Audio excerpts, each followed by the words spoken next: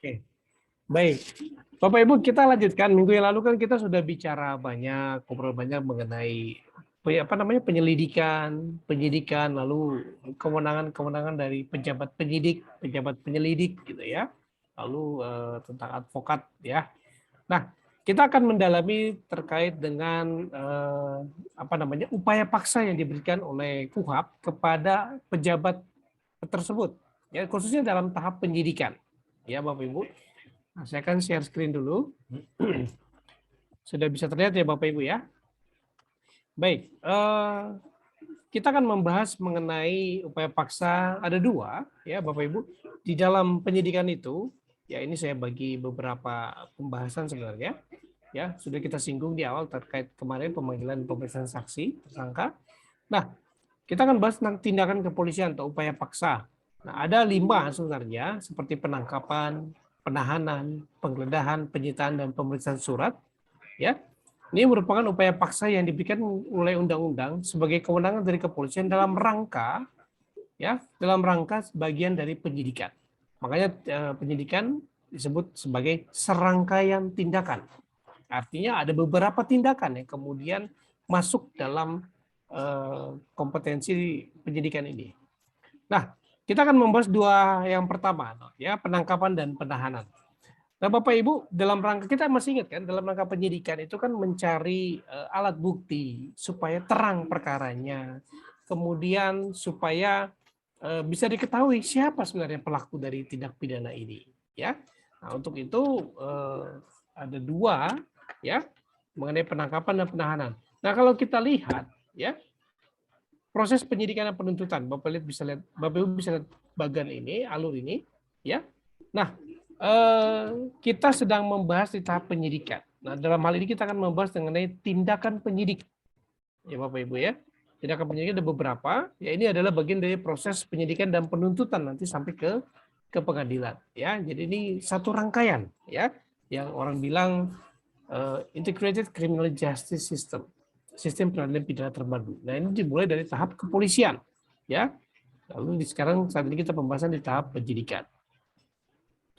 Nah, Bapak Ibu, kalau kita melihat istilah penangkapan arrest dalam bahasa Inggris, ya. Nah, ini artinya setiap tindakan penyidik yang dalam rangka mengurangi kebebasan serta membatasi hak asasi seseorang, ya. Kenapa disebut membatasi hak asasi? Ya, karena di awal saya sudah jelaskan bahwa di hukum acara pidana itu kan berbicara mengenai pembatasan HAM atau bahasa saya melanggar HAM sebenarnya, tetapi dibenarkan dalam konteks diatur oleh undang-undang. Ya, kalau dalam hukum pidana kan ada alasan-alasan penghapus pidana, salah satunya adalah karena perintah undang-undang. Nah, penangkapan ini adalah perintah undang-undang. Bentuknya adalah mengurangi kebebasan dan membatasi hak seseorang. Ya, sehingga semua tindakan penyidikan ini karena dia membatasi hak asasi seseorang, tentunya pelaksananya harus secara tepat dan prosedural, gitu ya. Nah, andai kata kalau ada penyimpangan, nah ini namanya sudah menyimpang pelanggaran HAM betul ini ya.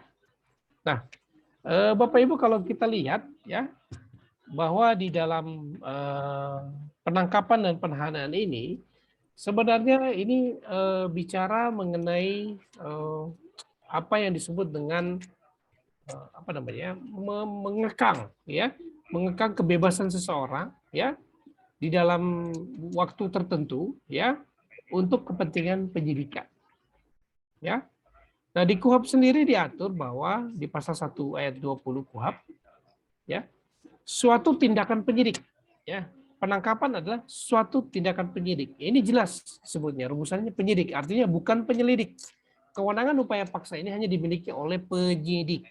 Yang kita sudah bahas minggu yang lalu, ya ada pendidikannya, ada tesnya gitu ya. Jadi khusus untuk penyidik. Ya, berupa pengekangan sementara waktu atas kebebasan tersangka atau terdakwa. Ya, berdasarkan terdapat cukup bukti. Ya, untuk kepentingan penyidikan atau untuk kepentingan penuntutan atau juga bisa untuk kepentingan pengadilan ya dengan penangkapan. Nah, yang diatur menurut tata cara menurut undang-undang ini ya, undang-undang KUHAP maksudnya. Nah, Kemudian Bapak Ibu, kalau kita membandingkan dengan pengertian pasal 16 KUHP, ya, definisinya begini. Di ayat 1 dibilang gini, untuk kepentingan penyelidikan, penyelidik atas perintah penyidik berwenang melakukan penangkapan. Jadi boleh juga penyelidik melakukan penangkapan selain penyidik, tapi harus ada surat perintahnya, ya. Karena Selamat sore Pak Lona. selamat sore Bu. Ya. Nah, harus atas perintah penyidik, ya. Karena penyelidik nggak bisa melakukan penangkapan. Ya, ini upaya paksa soal. Tetapi ayat kedua, kewenangan ini juga diberikan bagi penyidik, ya. Untuk kepentingan penyidikan, penyidik dan penyidik pembantu berwenang melakukan penangkapan. Nah, penyidik pembantu boleh karena dia statusnya penyidik, ya. Nah, coba bedanya di kepangkatan aja gitu ya.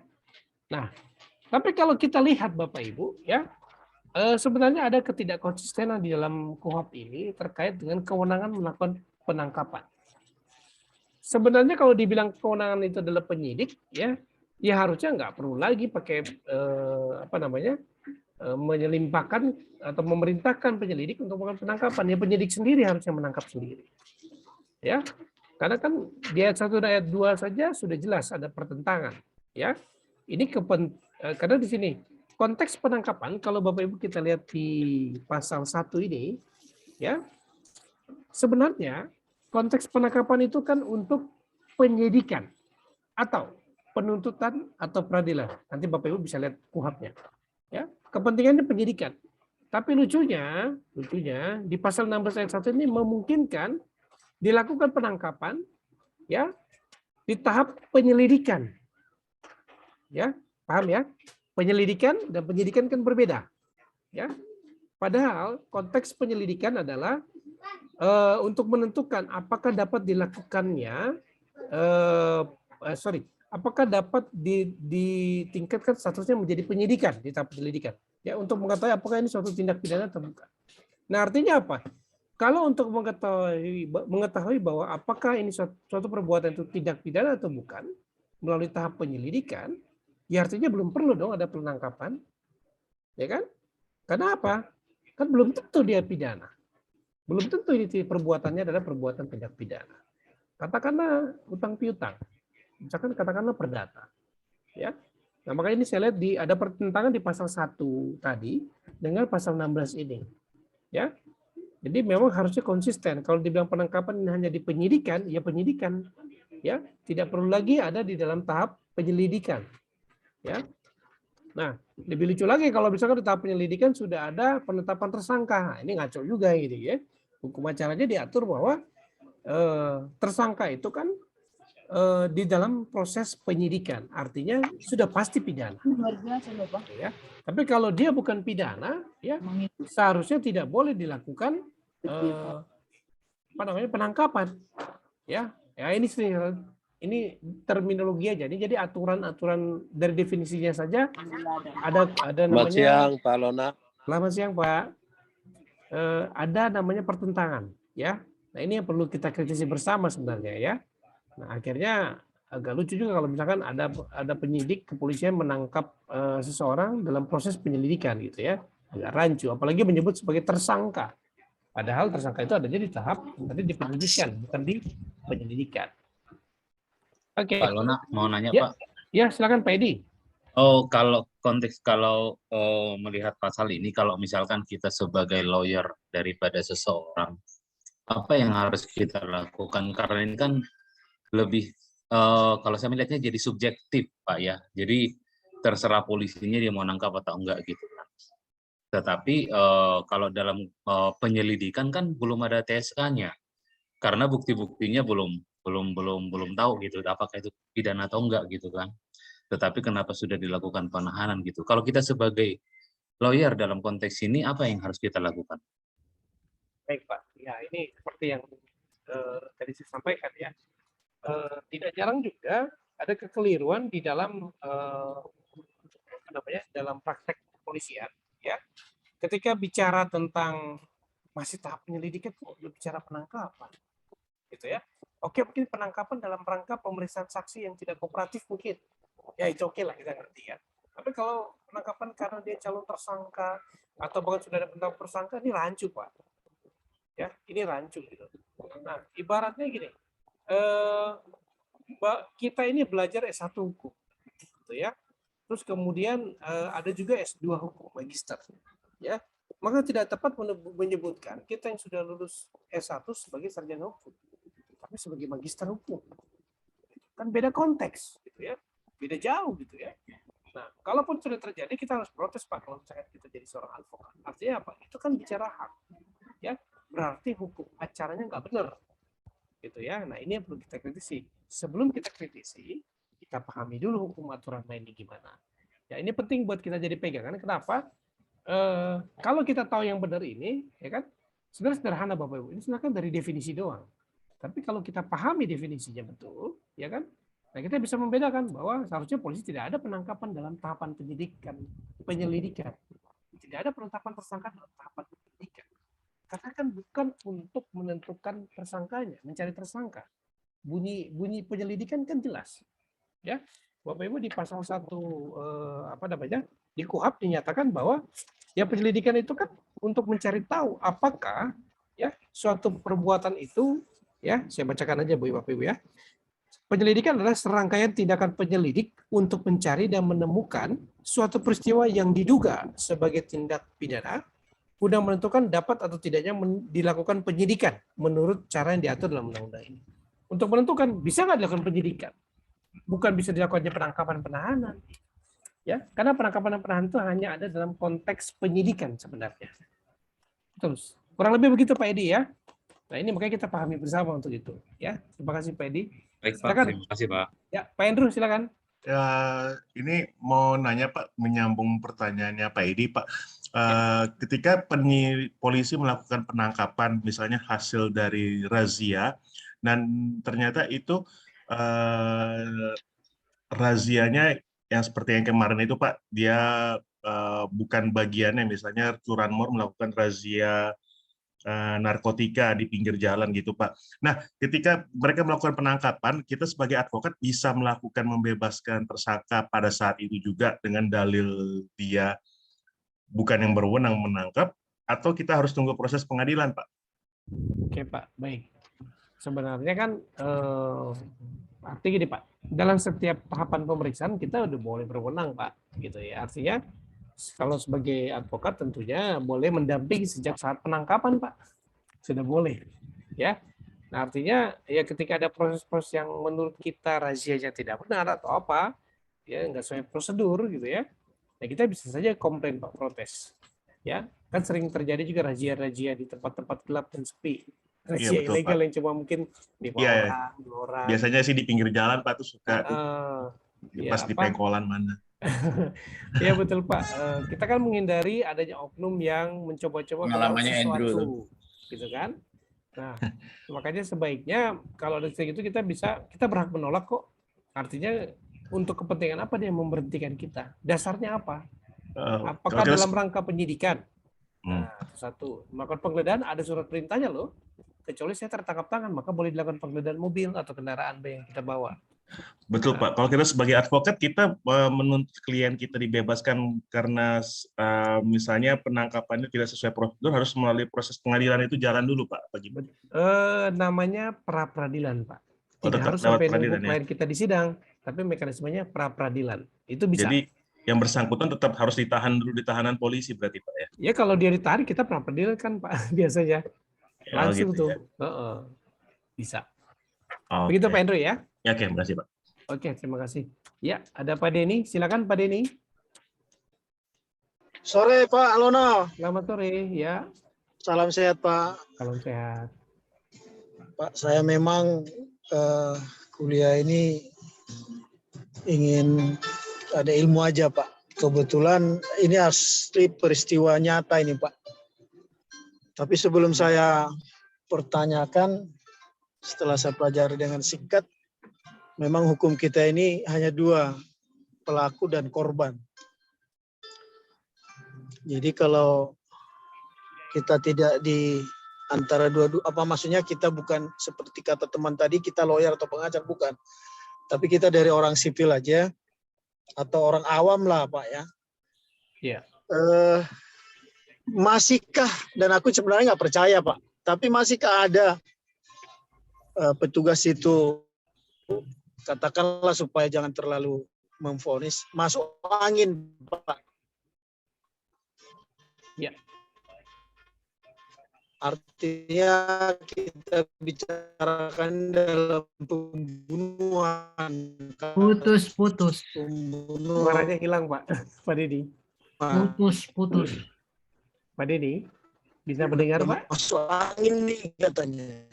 Pak Deddy, halo. Karena kalau ada terjadi Pak Deddy. pembunuhan yang paling kencang itu berarti Pak Denny, suara Bapak putus-putus.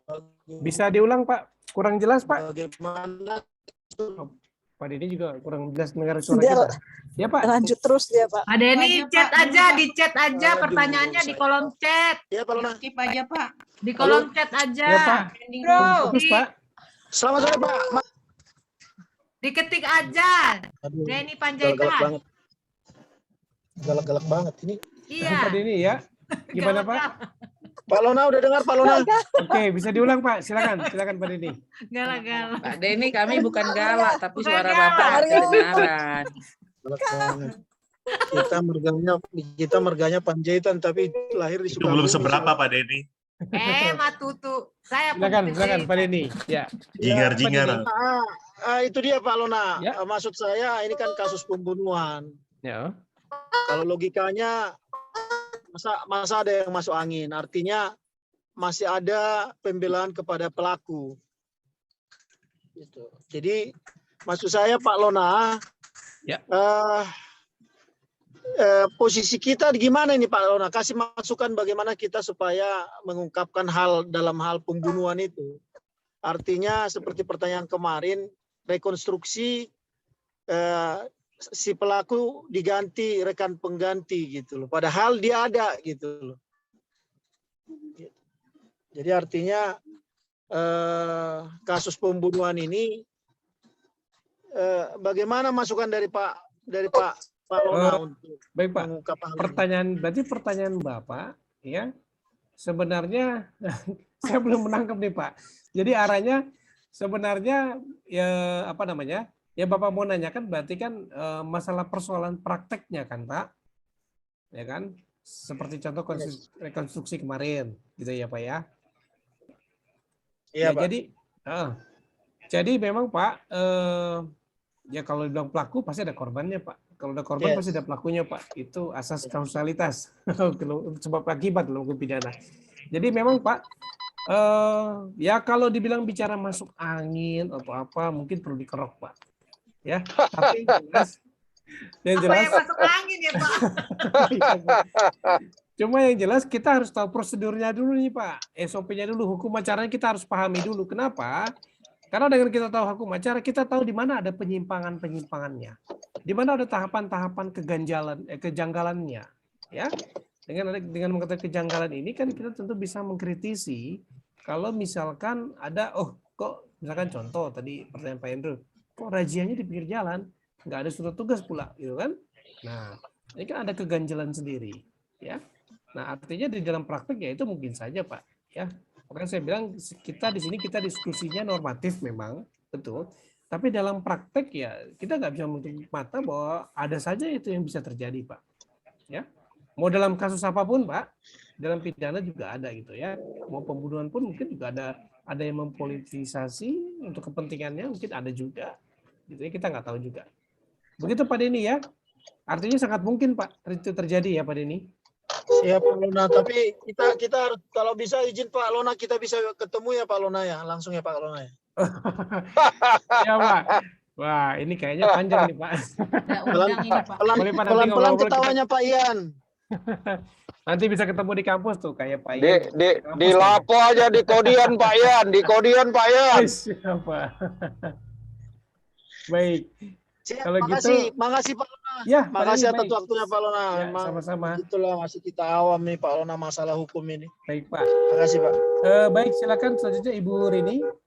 Silakan Bu Rini. Pak, izin nanya Pak. Jadi menyambung penjelasan Bapak tadi mengenai penyidikan. Ya. Berarti setelah Ya, Bu Rini. Suaranya juga hilang nih, Bu. Suaranya hilang-hilang, Rin. Di jalan ya. Berarti Pak ada yang Mur ini sadap kita. ikut-ikutan ya. Ada Ini. yang sadap kayaknya ini. Gratifikasi atau apa ini? Bisa terdengar, Bu, suara saya, Bu?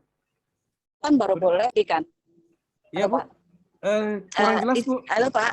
Ya, suaranya hilang, Halo, Bu, dari awal, Bu. Bisa tolong diulang? Ya.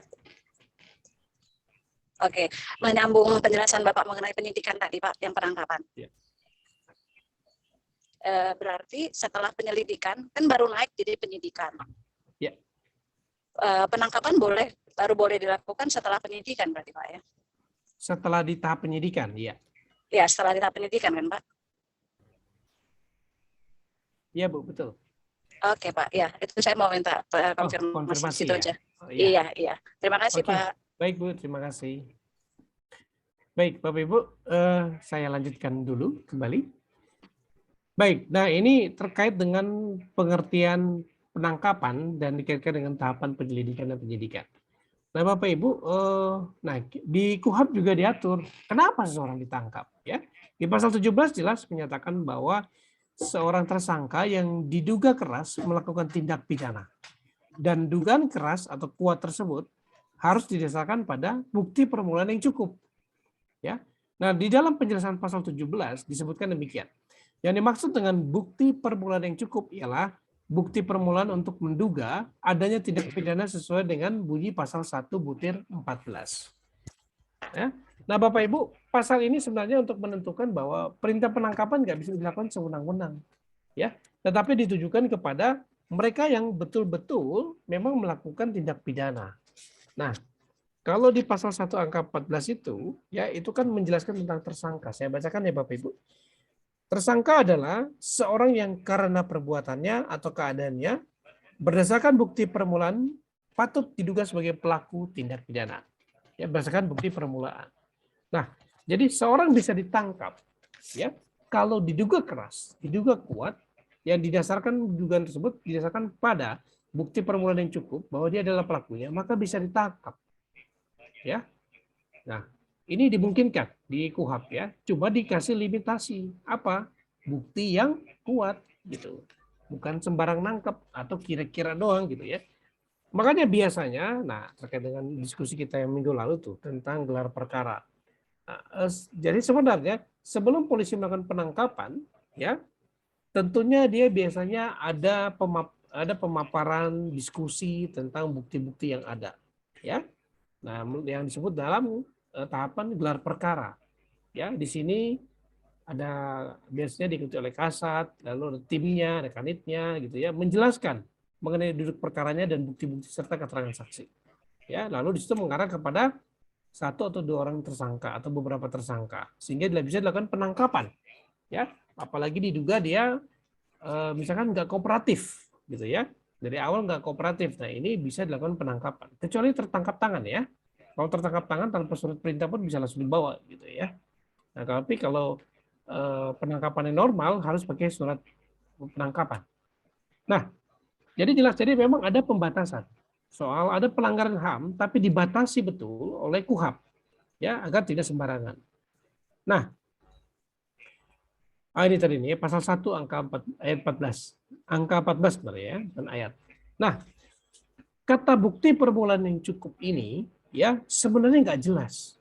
Apa sih yang dimaksud dengan terdapat cukup bukti atau bukti permulaan? Ini maksudnya apa? Karena tidak ada definisi yang baku, maka sangat subjektif sekali ditafsirkan oleh penyidik. Ya, apa nih? Ya, saya menafsirkannya berbeda dari sisi penasihat hukum. Dari sisi penyidik, ya bisa berbeda lagi, ya penafsirannya. Nah, artinya apa? Nanti timbul ketidakpastian hukum di sini. Kalau udah kayak gini, ya kan? Kenapa? Ya suka-suka aja penyidik lah, penafsirkannya apa gitu bukti yang cukup ini. Nah, ini yang harus kita kritisi. Artinya ini yang harus ada kepastian hukum. Jangan suka-sukanya si penyidik menafsirkannya. Nah, kalau kita mengacu kepada alasan penangkapan tadi, ya di dalam praktek, ya itu mengacu ke pasal 183 KUHP.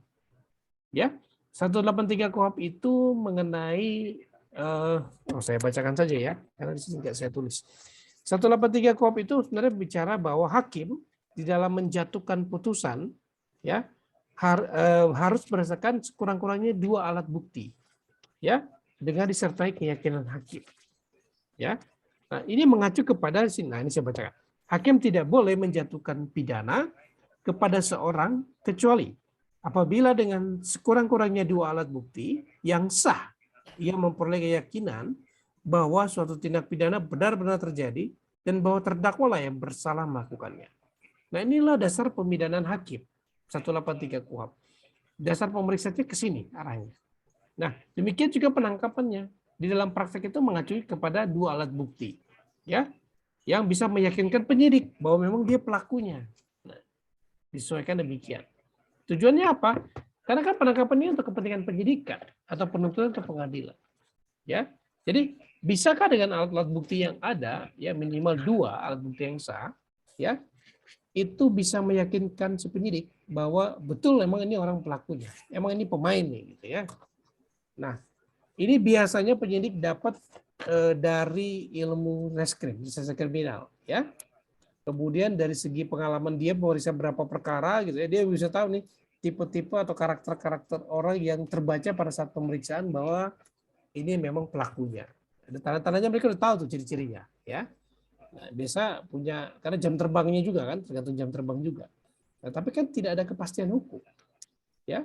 Nah, kemudian ada timbul di 2013 ada Perkapolri nomor 14 2013. Ini kayaknya sudah ada yang baru, ya. Nah, ini bukti permulaan yang cukup, ya. Ini adalah laporan polisi plus atau ditambah dengan 2 alat bukti yang sah. Ya, laporan polisi ditambah dengan 2 alat bukti yang sah. Nah, ini di Perkap Kapolri tapi kayaknya sudah ada yang baru, ya, saya update ini. Ya, lalu tambah di 2014 ada putusan MK yang semakin menguatkan memperjelas bunyi pasal ini. Ya, MK memutuskan bahwa menjelaskan bahwa cukup bukti atau bukti permulaan yang cukup itu maksudnya adalah sekurang-kurangnya 2 alat bukti pasal 184. 2 alat bukti yang diatur di alat bukti dalam hukum pidana, hukum acara pidana di pasal 184 KUHP.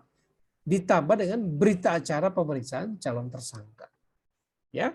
Dan dalam konteks untuk kepentingan penyidikan atau penuntutan atau pengadilan. Nah, ini kan memperjelas. Artinya apa?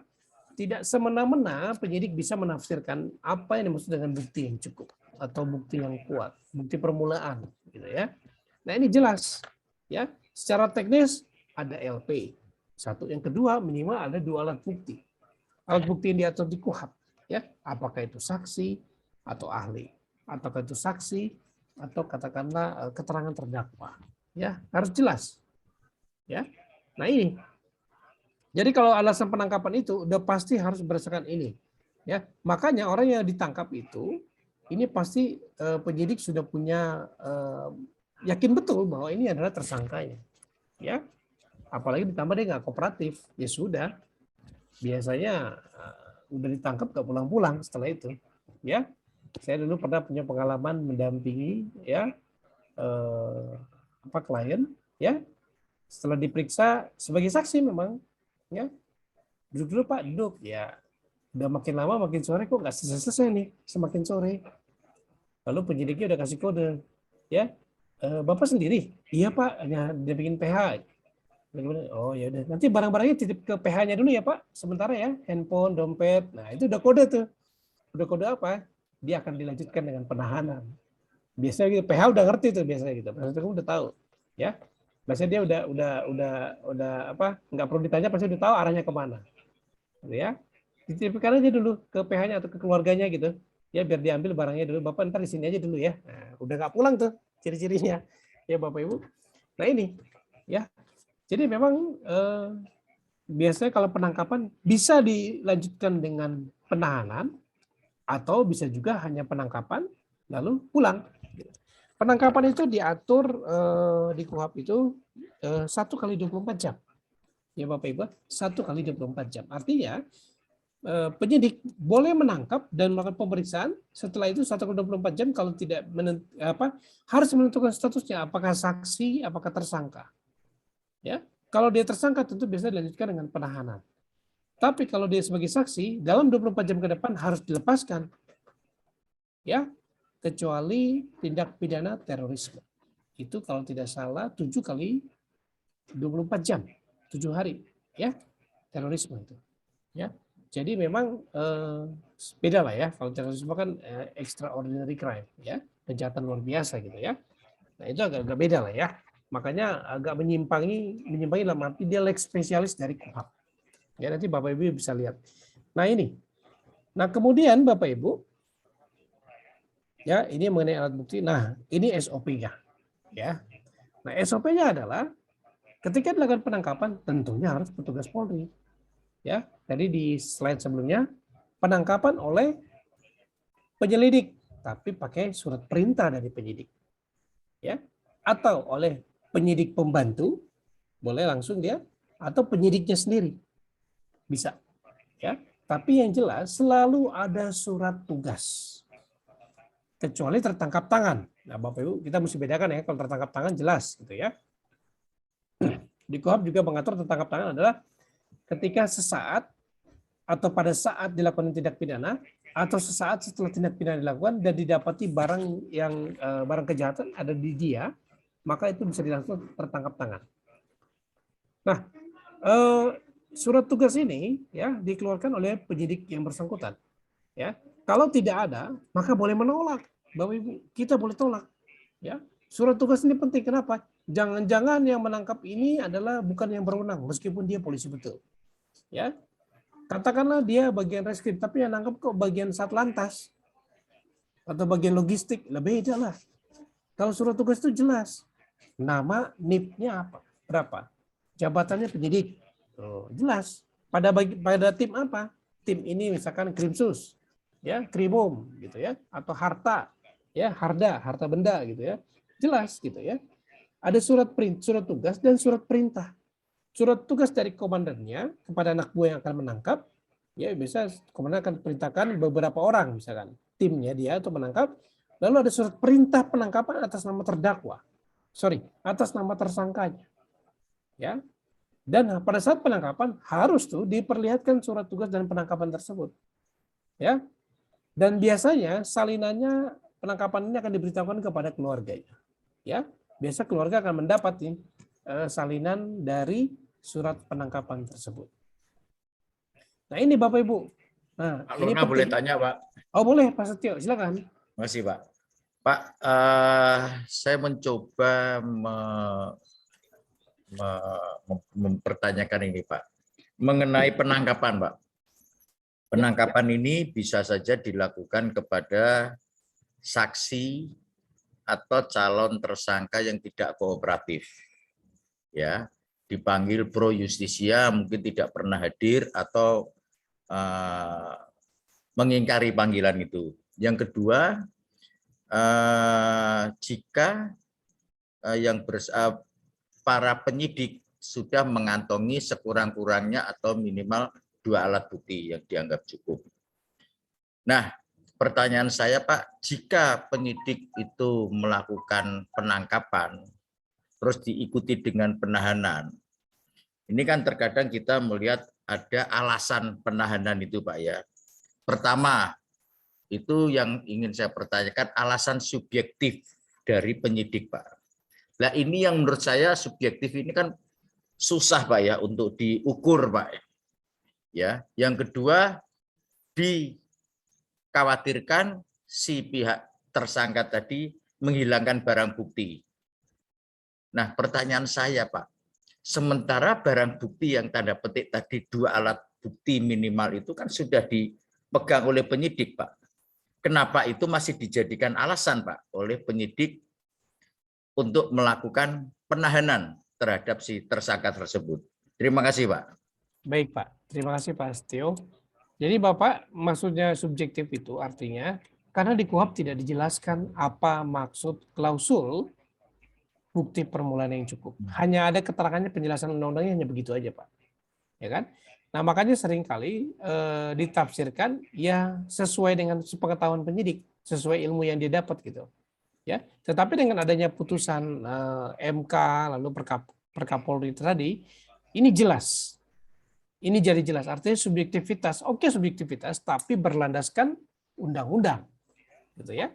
Ada putusan putusan MK jelas mengikat, gitu ya. Dia menafsirkan ketentuan tentang alasan penangkapan, ya. Nah ini jelas, ya, artinya tidak bisa menyimpangi. Kenapa ini berdasarkan tetap 2 alat bukti? Ya karena memang 2 alat bukti ini adalah batas minimal untuk menjatuhkan pidana. Pemindahan oleh hakim, menyatakan bahwa dia, kalau hakim merasa bahwa dia kalau berdasarkan alat bukti yang ada, hakim meyakini bahwa dia adalah pelakunya, sehingga dijatuhkan pidana dengan sekurang-kurangnya minimalnya 2 alat bukti. Nah sehingga di perjalanan Mahkamah Konstitusi ketika alasan penangkapan ya harus minimal harus ada 2, nggak bisa 1. Ya. Nah dulu Bapak Ibu, saya lupa di mana saya baca ya, Perkapolri atau apa yang sebelumnya, yang lama, itu minimal ada 1 LP sama 1 saksi, 1 alat bukti aja udah bisa ditangkap itu, ya. Nah, ya ini kan agak susah, ya. Jadi ini diperjelas, dipertegas, diketatkan oleh MK khususnya, ya, berdasarkan 2 alat bukti plus berita acara pemeriksaan. Artinya gini, ketika seorang ditangkap, diperiksa dulu dong, didengar dulu dong keterangannya, ya kan? Kalau dia calon tersangka, didengar dulu dong keterangannya. Kenapa dia ada di situ? Apa motifnya? Ya kan? Nah, setelah itu mereka bisa meyakinkan kuat bahwa dia pelakunya, maka bisa dilakukan penangkapan. Ya, tapi banyak juga kok Pak Setio dan Bapak Ibu lainnya. Ya. Kalau misalkan calon tersangka itu, kalau dia kooperatif ya biasanya dipanggil sebagai saksi. Tadi yang saya bilang, dipanggil sebagai saksi, setelah itu nggak boleh pulang. Barang-barang ditinggalkan ke keluarganya atau ke penasihat hukum supaya dititipkan. Nah, kalau udah kayak gitu udah pasti ditahan tuh. Tapi nggak perlu ditangkap kan? Gitu. Karena dia kooperatif biasanya. Nah, ini biasanya penangkapan ini biasa orang-orang yang tidak kooperatif gitu. Begitu Pak Setio. Jadi tetap kita mengacu kepada 2 alat bukti. Iya ya Pak. Baik Pak. Pak Lona izin bertanya Bapak. Ya, silakan Bu. Pak Lona, saya mau tanya, di saat penyidik sudah memegang dua bukti permulaan, Ya. kemudian kan harus ada pencekalan supaya yang tersangka melakukan tindak pidana itu tidak kabur ke luar negeri. Nah itu wewenang siapa itu Bapak? Maksudnya pencekalan itu diajukan kepada siapa? Karena pernah saya baca, udah lama tapi ya Pak ya, sering sekali tersangka umpama terutama di bidang perpajakan itu Pak kabur ke luar negeri. Padahal si penyidik sudah meminta adanya pencekalan terhadap pelaku tindak pidana perpajakan tersebut. Nah kenapa bisa terjadi hal seperti itu Bapak? Oke, baik Bu. Nah jadi memang Bapak Ibu, kewenangan mencekal itu sebenarnya ada di imigrasi, ya, di Dirjen Imigrasi ya. Cekal itu kan cegah tangkal. Ya, jadi mencegah dan menangkal supaya tidak orang yang bersangkutan tidak meninggalkan Indonesia gitu ya. Nah, biasanya memang ada perintah, ada surat, ada permohonan dari penyidik kepada Dirjen Imigrasi untuk atas nama ini, nomor paspor ini, nomor KTP ini dicekal. Ya, karena dalam proses penyidikan, meskipun dia belum tersangka, itu wajar itu, biasanya begitu ya. Nah, artinya bisa jadi dia calon tersangka, makanya ikut dicekal. Gitu ya. Nah, tapi belum tentu juga namanya calon ya, belum tentu juga dia lulus gitu ya, lulus jadi tersangka. Nah, jadi memang prosedurnya begitu Bu Yosi. Jadi memang harus melalui imigrasi. Kepolisian tidak bisa langsung. Kenapa? Ya kan luas ya Bu. Artinya akses keluar Indonesia kan luas, dari mana aja bisa. Pada saat ini dia diperiksa, tapi pada saat polisi melakukan gelar perkara katakanlah 1-2 hari kemudian setelah dia diperiksa dan meyakini dia tersangka, terus dia dipanggil, ya kan? Ternyata habis diperiksa dia besoknya langsung berangkat, nah kan polisi nggak tahu, gitu kan, belum tentu tahu, makanya dia diajukan prosedur namanya cekal tadi. Ya, cuma kadang-kadang udah terlambat, katakanlah gitu kan, karena memang bukan persoalan sih, tapi prosedur internal di kepenyidikan di Polri jadi kan harus ada gelar perkara untuk penangkapan penahanan, jadi memastikan betul jangan sampai error in persona, itu Bu Yusi. Jadi memang prosedurnya harus melalui situ. Mereka nggak bisa cekal sendiri, harus melalui imigrasi. Begitu Bu Yusi. Ya berarti seharusnya penyidik di saat sudah ada 2 alat bukti ini harus langsung bekerja sama dengan imigrasi ya Pak ya, walaupun belum ditentukan dia betul-betul melakukan tindakan pidana supaya tidak kabur gitu Pak. Kan kebanyakan sukses kaburnya Pak. Betul sebenarnya Bu. Kayak kemarin saya nanganin kasus tipikor di Manado Bu. itu direkturnya, kemudian komisaris utamanya, komisaris, kemudian itu dicekal semua. Ya, karena yang satu emang sering keluar negeri. Tapi yang jadi tersangkanya satu, hanya direktur utamanya aja. Sedangkan komisaris sampai saat ini nggak dijadikan tersangka, tapi masih posisinya dicekal. Jadi artinya gini, penyidik memungkinkan untuk melakukan cekal meskipun dia bukan tersangka, bukan tersangka atau belum tersangka. Ya. Jadi dimungkinkan saja, Bu. Begitu Bu Yesi ya gambarnya. Terima kasih Bapak. Terima kasih Bu. Baik, saya lanjutkan dulu Bapak Ibu. Nah, ini tentang prosedur tentang penangkapan ya. Kemudian Bapak Ibu, nah ini wajib diberitahukan ya Bapak Ibu ya. Artinya ketika Bapak Ibu misalkan mendengar, oh ada keluarga saya dilakukan penangkapan. Oke, coba tanya mana surat tembusannya, mana turunan dari surat penangkapannya. Itu wajib. Ini ada aturan hukumnya. Ya, kalau nggak dikasih keluarganya boleh minta ke penyidik yang nangkep. Ya, ya. Jadi boleh ditangkap, nanti dia diberitakan kepada keluarga dari katakanlah tersangka atas nama ini. Telah dilakukan penangkapan terhadap ini yang bernama ini, ya atas dugaan ini. Ya, tersangka selanjutnya diperiksa nah itu harus disebutkan di mana? Di Polres, di Polda, di bagian apa? Reskrim, ya. Di bagian Krimsus, atau di bagian harta benda, atau di bagian Kamnek, keamanan negara, atau di bagian apa. Harus jelas. Karena supaya tahu itu dibawa ke tim berapa. Tim berapa, lalu ke bagian mana. Ya karena kan namanya Polda, Polres kan luas sekali. Apalagi di mana, Polres yang mana? Di Jakarta kah? Di Polda Metro, atau di Polda Jabar, kita nggak tahu. Nah ini penting, adanya surat penangkapan diberitahukan secara tertulis kepada keluarga. Ya Pak Rudi, silakan. Iya Pak, saya mau nanya mengenai respon mungkin dari lawyer ya nanti in case ada case narkoba, kemudian saya dengar itu kan unit narkoba itu sering nangkap, ya kita lihat juga sering nangkap orang, kemudian mereka nangkapnya nggak pakai surat gitu. Nah, jadi mereka udah tangkap, kemudian sesudah ditangkap, ditahan, baru dikeluarin surat penangkapan, Pak. Ya. Nah, terus kedua, ketika juga terjadi hal demikian, pihak keluarga yang harusnya mendapatkan informasi secepatnya itu tidak menerima surat resmi, cuma by phone. Nah, dari segi prosedur, ini kan istilahnya perlakuan curang gitu dari penyidik.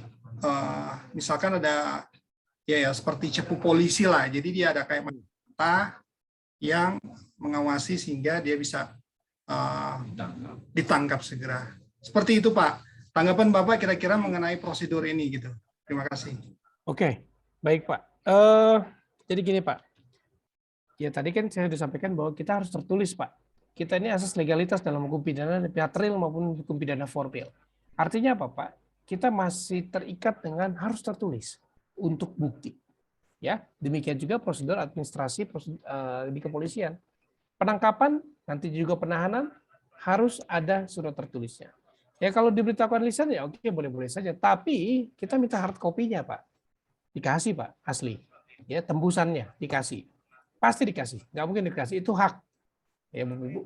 Nah terus kemudian tadi mengenai sorry Pak saya agak lupa. Yang pertama tadi apa Pak? Ya. Kalau mereka nangkap tidak pakai surat, mereka sudah tangkap, terus suratnya dikeluarkan sesudah penangkapan. Betul. Ya, nah ini juga sering terjadi juga Bapak Ibu dalam praktek. Harusnya nih begitu mau nangkep suratnya dulu. Tapi kalau keluarga biasanya setelah ditangkap baru diinfo ke keluarga. Kalau itu iyalah. Tapi kalau infonya mau ditangkap keluarga, nggak mungkin polisi kasih Pak. Kalau sebelum ditangkap, kenapa? Nanti keluarganya kasih tahu dia yang sembunyi kemana. Ya, nah, itu udah pasti tuh Pak. Polisi datang ke lokasi aja nyari dia, keluarganya masih menghalang-halangi Pak, banyak kok Pak. Nah biasanya buat keluarga memang salinannya diberikan setelah penangkapan. Tapi pada saat menangkap tersangka ditunjukin suratnya pada saat penangkapan. Begitu Pak Rudi ya. Oke. Baik. Makasih Pak, makasih. Ya, ya. Gimana Pak Rudi? Ujiannya sudah beres? Baik. Oke. Baik, di Bapak Ibu ya. Jadi ini kita bisa pahami bersama supaya membantu. Oh ya, silakan Bu Yusi, Bapak Ibu, silakan kalau ada yang mau sholat maghrib, silakan. Sambil berjalan ya Bapak Ibu ya, silakan. Nah, Bapak Ibu, ini surat perintah isinya apa? Nah, Bapak Ibu, surat perintah itu isinya mengenai identitas tersangka. Ya, harus jelas dong. Katakanlah contoh, ya ditangkap siapa? Oh, namanya Lona Johannes Lengkong. Oke, harus jelas. Jenis kelaminnya apa? Laki-laki atau perempuan? Tanggal lahirnya berapa? NIK-nya berapa? Nomor KTP-nya? Harus jelas. Ya, kayak kita di awal kuliah kan, saya dipanggilnya ibu gitu ya, karena kita belum pernah ketemu. Misalkannya perempuan pada laki-laki, ya kan? Nah, makanya harus jelas uraian identitasnya. Ya, apakah itu jenis kelaminnya laki-laki? Apakah dia namanya Yanto tapi tampilannya Yanti, gitu kan? Ya, malah tahu dia sudah berubah jenis kelamin, kita nggak tahu kan? Nah, ini harus jelas, gitu kan? Ada juga namanya Yanto tapi ternyata dia memang tampilannya waria gitu. Nah, ini kan harus jelas. Nah, identitasnya bagaimana? Nah, harus disebutkan dalam surat perintah penangkapan. Ya, harus jelas. Jangan sampai tidak disebutkan. Ya nanti bisa error personal. Nah, tadi saya juga dibilang alasan tangkap. Kenapa dia ditangkap? Ya, disebutkan dong, misalkan, oh karena diduga, ya Pak Satrio silakan. Karena diduga misalkan telah melakukan tindak pidana penipuan dan penggelapan dan berdasarkan pasal sekian gitu. Nah, harus jelaskan alasannya apa. Masa ditangkap nggak ada alasannya? Ya nggak boleh, ya kan dasar hukumnya ada. Yang diduga kuat, ya kan, sebagai tersangka berdasarkan dua alat bukti. Ya itu alasan penangkapannya harus dijelaskan. Tapi mungkin buktinya tidak disebutkan dalam suratnya, tapi dijelaskan kira-kira apa tuduhannya. Lalu menjelaskan uraian singkat perkaranya. Ya. Perkaranya bagaimana? Ya dijelaskan ceritanya. Ini awalnya begini, ini awalnya begitu gitu ya. Nah, jadi ada uraian singkat, resume lah, katakanlah resume, ya. Jadi disebutkan contoh surat di dalam surat penangkapan itu harus disebutkan seperti apa, gitu ya. Jangan sampai nanti ternyata tidak jelas alur atau resume dari perkaranya, ya. Nah kemudian, ya, nah selanjutnya adalah mengenai tempat di mana pemeriksaan yang tadi saya bilang. Apakah yang periksa Polda Metro? Polda Metro itu di bagian mana? Di bidang cybercrime, di bidang Krimsus. Krimsus itu luas loh unitnya. Unit berapa? Tim berapa? Dalam unit ada tim lagi. Tim berapa? Tim 1, tim 2, tim 3, tim 4. Beda lagi. Penyidiknya siapa? Karena banyak petugas kepolisian itu. Ya. Jadi memang harus jelas gitu ya. Diperiksa di mana. Ya, jangan sampai nanti di Polda Metro Jaya ya nanti keluarganya datang cari atau ditunjuk penasihat hukum oleh keluarganya terus dia cari seluruh Polda nggak tahu Polda yang mana, nggak boleh ya, harus jelas. Ini isi surat perintah penangkapan. Nah, batas waktu, nah ini tadi di pasal 19 ya Bapak Ibu ya. Jadi penangkapan dilakukan paling lama 1 kali 24 jam ya alias 1 hari. Harus lakukan pemeriksaan BAP. Ya, kalau lebih dari 1 hari nggak dilepaskan juga, ya nggak sah itu penangkapannya. Bisa pra peradilan tuh, Bapak Ibu. Ya, nah tapi kalau lebih dari 1 hari, biasanya kita harus minta ini harus dilepaskan. Kalau mau ditahan, tahan jelas statusnya apa. Jangan sampai digantung. Nah ini biasa advokat-advokat tuh bawel di sini deh. Udah 24 jam, misalkan ditangkap jam 2 pagi, ya jam 2 dini hari. Nah jam 2 dini hari besok ya harus dibebaskan. Kalau enggak panjang urusannya advokat gitu. Ya, karena ini hak tersangka. Ya, makanya disebut penasihat hukum yang memberikan nasihat. Nah, itu posisinya menyeimbangkan, ya kan? Kalau tidak ada penasihat hukum, nanti posisinya jomplang tuh antara tersangka atau yang ditangkap dengan si penyidik. Apalagi ini nggak tahu apa-apa, repot Bapak Ibu. Ya, nah makanya harus jelas, dia harus paham betul, apalagi harus didampingi oleh penasihat hukum. Ya, Bu Maria, silakan. Sore Pak, Ya, saya pernah mengetahui ada peristiwa salah tangkap. Ya. Salah tangkap dalam artian karena sebenarnya begini kejadiannya adalah motor seorang ini putus-putus ya. Di saya enggak, Bu. Putus ya Pak Denny. Oh Pak Denny balas dendam ya. Terang. Balas dendam ya Pak Denny ya. Jelas saya Bu, ya silakan. Dendam ya Pak. Ulang lagi, putus-putus. Ayo unang mamar badai songonin. Silakan Bu, dilanjutkan. Pendetan mana kau? Jadi saya pernah mengalami Pak. Jelas Jadi suaranya. karena motor dipakai oleh orang, ternyata orang itu misalnya dia pinjam motor, ada seseorang pinjam motor, motornya digunakan untuk tindak kejahatan perampokan. Tapi yang punya motor tidak tahu kalau motor itu digunakan untuk tindak pidana, Pak. Jadi ternyata setelah beberapa waktu kemudian yang pemilik motor itu ditangkap oleh polisi, digerebek di rumahnya, ditangkap dan dipaksa untuk mengakui kejahatan yang dia lakukan. Itu di BAP itu lebih dari 1 hari Pak, di BAP, karena dia tidak mengaku sampai dicabut kukunya gitu. Nah, saya berpikir kebetulan si yang bersangkutan ini, yang ditangkap ini tidak mampu menyewa pengacara. Apakah boleh Pak dia didampingi oleh orang yang bukan berstatus, bukan punya latar belakang hukum, tapi dia mengetahui bagaimana cara mendampingi orang yang salah tangkap ini. Lalu tindakan hukum apa yang bisa dilakukan oleh keluarganya untuk meminta keadilan terhadap orang yang sudah disiksa oleh polisi ini, Pak? Terima kasih, Pak. Baik, Bu Maria, ya ini pertanyaan yang baik. Jadi kalau begitu, Bu, ya, jadi kan prosedur kita udah paham nih, Bapak Ibu. Ya, artinya ketika ada, itu sering terjadi tuh Bu. Saya bahkan, nanti rencana saya akan bahas seperti itu tuh Bu. Ada korban salah tangkap juga, jangan kasus yang mau saya bahas nanti buat kita diskusikan sama dengan kasus yang Ibu alami. Ini kisah nyata soalnya, tapi bukan sekarang. Nanti di sesi berikutnya kita akan bahas. Nah, jadi memang kalau kasus seperti itu sering Bu, ya kan? Kawan saya juga ada satu tukang rental mobil, ya lawyer juga, ya di Bogor. Tapi mobilnya ternyata dipakai buat pencuri, ya mobilnya pun hilang gitu ya. Tapi kemudian polisi dapat sita, ya bangkunya tinggal 1 joknya Bu, jok supir doang, sisanya udah kosong, tinggal rangka doang sisa mesin. Nah itu, ya itu jelas gitu ya. Polisi itu nggak bisa karena itu kan status jelas rental gitu ya.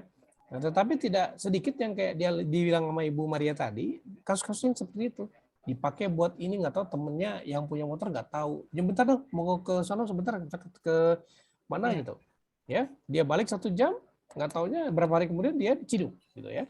Nah tapi betul Bu, memang batas penangkapan itu adalah 1 hari, artinya 24 jam ya, dari sejak penangkapan ya, hitungnya dari penangkapan gitu, bukan nunggu dari keluarnya surat penangkapan, enggak, dari penangkapannya jam berapa ditangkap.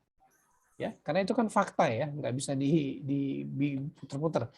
Nah kemudian kalau ada terjadi kayak gitu, sebenarnya langkah hukumnya adalah ya sebenarnya bisa saja Bu mengajukan, kalau memang prosesnya bagaimana. Kalau ternyata dia dilepaskan dari korban salah tangkap, ya kemudian dilepaskan sedangkan kasusnya berarti di kepolisian, atau dia dilepasnya karena putusan pengadilan yang divonis bebas, tidak terbukti atau apa. Nah itu bisa dilakukan namanya rehabilitasi Bu. Tapi kalau sampai keputusan pengadilan, biasanya bisa otomatis hakim akan meminta dilakukan rehabilitasi bagi korban salah tangkap. Ya, tapi kalau dia misalkan ditangkap kepolisian masih penyidikan, kemudian akhirnya ya udah maaf ya, terus dia dilepas. Nah ini bisa diajukan namanya ganti rugi Bu ke pihak kepolisian, ya gugatan ganti kerugian, ya karena ini kan perbuat dan bisa dilapor kemana-mana Bu. Ini bisa lapor ke Propam segala macam, ya. Karena ini prosedur etika. Selain etika juga kan prosedurnya kan fatal, apalagi sampai ada penyiksaan fisik, gitu ya. Nah ini upaya hukumnya. Terus yang kedua, boleh nggak yang bukan latar belakang hukum mendampingi? Nggak boleh Bu. Ya, yang boleh mendampingi menurut undang-undang adalah penasihat hukum atau advokat. Ya, kalau keluarganya boleh nggak? Boleh, nunggu di depan. Biasanya begitu Bu. Pokoknya kalau ditangkap penyidikan di kantor polisi, penguasanya polisi Bu. Kadang-kadang lawyer pun diperlakukan nggak fair. Cuma bedanya lawyer itu suka berontak gitu ya, berontak karena minta haknya sesuai hukum. Ya, karena haknya tersangka didampingi terus dia diusir gitu ya, nggak boleh didampingin, ngamuk gitu biasanya Bu. Ya. Nah, jadi harus advokat Bu. Kenapa? Supaya dia punya legalitas, legal standing yang kuat untuk mendampingi orang yang dituduh sebagai tersangka. Ya, itu penting. Nah, Atau kalau sekarang paralegal juga belum bisa mendampingi langsung, tapi harus advokat sebenarnya. Karena undang-undang bilangnya advokat. Paralegal itu kan ya namanya para ya bukan dalam arti advokat, ya dia kan hanya nge-backup aja. Ya asisten lah katakanlah. Dulu ada istilah asisten advokat, tapi kan bukan advokat. Gitu, tetap harus mendampingi advokatnya gitu ya. Artinya advokatnya nggak boleh melepas dia, harus advokat. Nanti justru malah dirugikan kalau bukan orang yang ngerti hukum. Ya, meskipun dia paham soal penangkapan, tapi yang nggak ngerti hukum secara mantap, itu akan merugikan dia nanti. Artinya mungkin bisa saja ada hak-hak yang tidak diberitahukan oleh penyidik, terus karena dia nggak ngerti, ya dia diam aja. Gitu, Bu. Jadi saran saya harus didampingi oleh penasihat hukum. Kalau nggak mampu, gimana? Bisa kamu datang ke LBH, ya. Bahkan kalau ancaman pidananya di atas 5 tahun, ya boleh diberikan bantuan hukum secara cuma-cuma, pro deo. Karena seorang advokat itu dibolehkan untuk memberikan bantuan hukum secara cuma-cuma. LBH udah banyak kok sekarang, Bu, gitu. Aksesnya artinya banyak lah, nggak terbatas. Ya, untuk mencapai bantuan hukum dari lembaga bantuan hukum. Begitu Bu Maria ya? Ya Pak, terima kasih Pak Lona. Pak Lona boleh bertanya, Pak Lona? Boleh. Oh iya, silakan Pak Riki. Pak Lona, ada nggak kode etik bagi penyidik polisi penyidik itu, Pak? Karena kalau kita lihat ya, sikap arogansi dan kesewenang-wenangan polisi itu ketika menyidik itu sangat luar biasa, Pak. Kadang bahkan kita sengaja dibuat stres supaya kita bisa ngomong, dan akhirnya kita ketika berhadapan dengan mereka para penyidik, karena kita stres akhirnya jawaban kita itu pun juga jadinya asal-asalan, tidak bisa fokus dan teratur dengan baik jawaban kita. Bahkan kadang-kadang kita disuruh nunggu sampai bisa setengah hari di situ. Untuk makan, untuk apa, kita susah gitu. Saya pernah jadi saksi, Pak, tahun berapa itu? Waktu di rootnya Mega Eltra jadi tersangka korupsi, kebetulan ada transaksi bisnis dengan perusahaan saya. Akhirnya saya menjadi saksi. Itu jadi saksi aja udah sampai 1 hari, Pak, hanya berapa pertanyaan aja, Pak, di polisi itu. Ini tidak manusiawi sekali kita diperlakukan. Kayaknya kita ini kayak apa gitu di situ. Ada nggak kode etik yang untuk bisa menindak penyidik-penyidik ini? Terus ini, saya karena pengalaman itu trauma banget, Pak, berhadapan dengan polisi. Makanya ngambil kuliah hukum ya, Pak? Makanya saya mau balas dendam nih, Pak. Ngeri kali. Iya, ngeri, Pak, ngeri. Kata Batu Gana, Sultan Batu Gana, masuk barang tuh. Balas dendam. Mau balas dendam ya tulang. Ya, ngeri kali. Jadi bulan-bulanan kita sampai kadang-kadang kita mau ke toilet aja, akhirnya kita ngompol, tau nggak? Masuk barang itu, masuk. Jadi memang begitu, Bapak Ibu. Memang kalau tidak didampingi penasihat hukum, harus ditangkap itu penyidik-penyidik yang sewenang-wenang kayak gitu tuh. Ya, kita nggak bisa nutup mata lah, Pak. Hal tersebut pasti ada. Ya, tetapi mungkin di tingkatan Mabes atau Polda ya mungkin agak susah gitu. Bukan agak susah, agak sulit terjadi karena pemantauannya cukup ketat. Tapi itu mungkin terjadi di Polres, Polsek atau di daerah-daerah gitu ya. Nah, itu bisa saja terjadi. Nah, makanya memang harus didampingi oleh penasihat hukum, Pak. Karena begini, kode etik ada, Pak, mereka ada sidang kode etiknya, ya kan? Beberapa kasus kita lihat kan, kasusnya siapa namanya, Cicak Buaya itu dulu siapa, yang jenderal itu, saya lupa, itu kan juga dipecat tuh kan? Ya udah, Pak. Lalu Susno Duaji, ya itu. Kemudian kasus-kasus yang lain juga banyak kok yang dipecat. Jadi kode etiknya pasti ada, Pak. Itu kan profesi, Pak. Profesi itu ya, kalau Bapak mempelajari kode etik profesi hukum, setiap profesi, syarat disebut sebagai profesi adalah pasti punya kode etik bersama, Pak. Sebagai main rule-nya ya dari setiap profesi. Nah, itu pasti ada. Yang kedua, terkait dengan tindakan-tindakan seperti itu, Pak, ya itu memang kalau tidak didampingi begitu, Pak. Ya. Jadi itu bagian dari strategi mereka untuk membentukkan mental dulu, Pak. Ya. Didampingi pengacara loh waktu itu saya, Pak. Oh, didampingin, Pak. Dampingi, kalau udah ngeper saya, Pak. Tapi didampingi shock terapi yang pertama, Pak. Kita udah Kalau pertama nunggu kali biasanya iya Pak. penyidiknya lama, begitu datang penyidiknya belum dia duduk di kursinya, itu berkas di plok katanya dihantam di meja itu. Itu aja udah shock kita, Pak. Iya, Baru iya. pertama masuk kantor polisi, apaan nih itu? Emang begitu Pak, kesannya sibuk kali dia gitu kan. Sibuk, Ya, jadi kayaknya dia yang raja, padahal Pak belum ada ininya pun apa namanya bunga-bunga teratai pun belum ada di pundaknya masih Pak. iya. Iya Pak, memang semua penyidik itu nggak semua sih Pak, tapi rata-rata memang punya kelakuannya begitu. Ya entah terlepas dia karena dia pura-pura untuk menjatuhkan mental, ada juga Pak triknya, khususnya calon tersangka kan. Apalagi nih Pak, yang ngaku di luar-luar preman atau apa ya, itu begitu dibawa ke penyidik semua tiarap Pak, nggak ada yang berani sama polisi gitu kan, begitu ditangkap gitu. Ya, Naikkan harga Pak kayaknya Pak. iya, iya Pakai Pak. cincin, harus pakai cincin dulu Pak ngadepnya Pak. Pakai cincin yang gede-gede Pak. Oke, jadi gini Pak Riki. Ya, ya Pak, sebentar Pak. Saya lanjutkan dulu penjelasan ke Pak Riki. Jadi memang kalau terkait hal-hal tersebut memang Pak harusnya kalau Bapak didampingi dengan lawyer artinya nggak ada masalah gitu ya. Nah itu adalah bagian dari hak kok, setiap orang boleh didampingi oleh lawyer ya. Meskipun seringkali lawyer-lawyer itu berdebat terkait dengan tidak wajib kok saksi didampingi oleh lawyer gitu ya. Termasuk saya dan Pak Thompson kemarin baru mengalami ya, kami pendampingan tipikor di Kejaksaan Tinggi ya. Saksi pun tidak wajib didampingi, tapi dia minta, karena dia minta kami nggak boleh menolak sebagai advokat. Kita dampingin, tapi kami berdebat dulu dengan jaksanya. Ya, tapi akhirnya jaksa memutuskan tetap dibolehkan mendampingi. Nah, jadi Bapak Ibu memang mental yang utama. Ya, seorang profesor, seorang ahli pun, ya pinter apapun, saya pernah pengalaman seorang ahli yang saya sebut namanya, pinter, tapi begitu masuk ke pengadilan, gugup.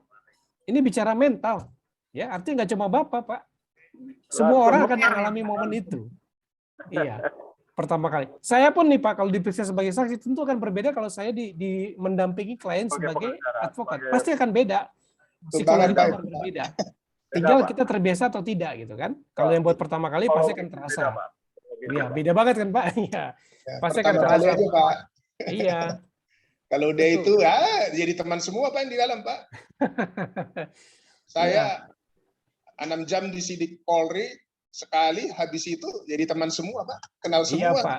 Memang momen pertamanya aja ya Pak, kesannya menakutkan ya Pak. Penting didampingi ada penasehat Pak. Iya.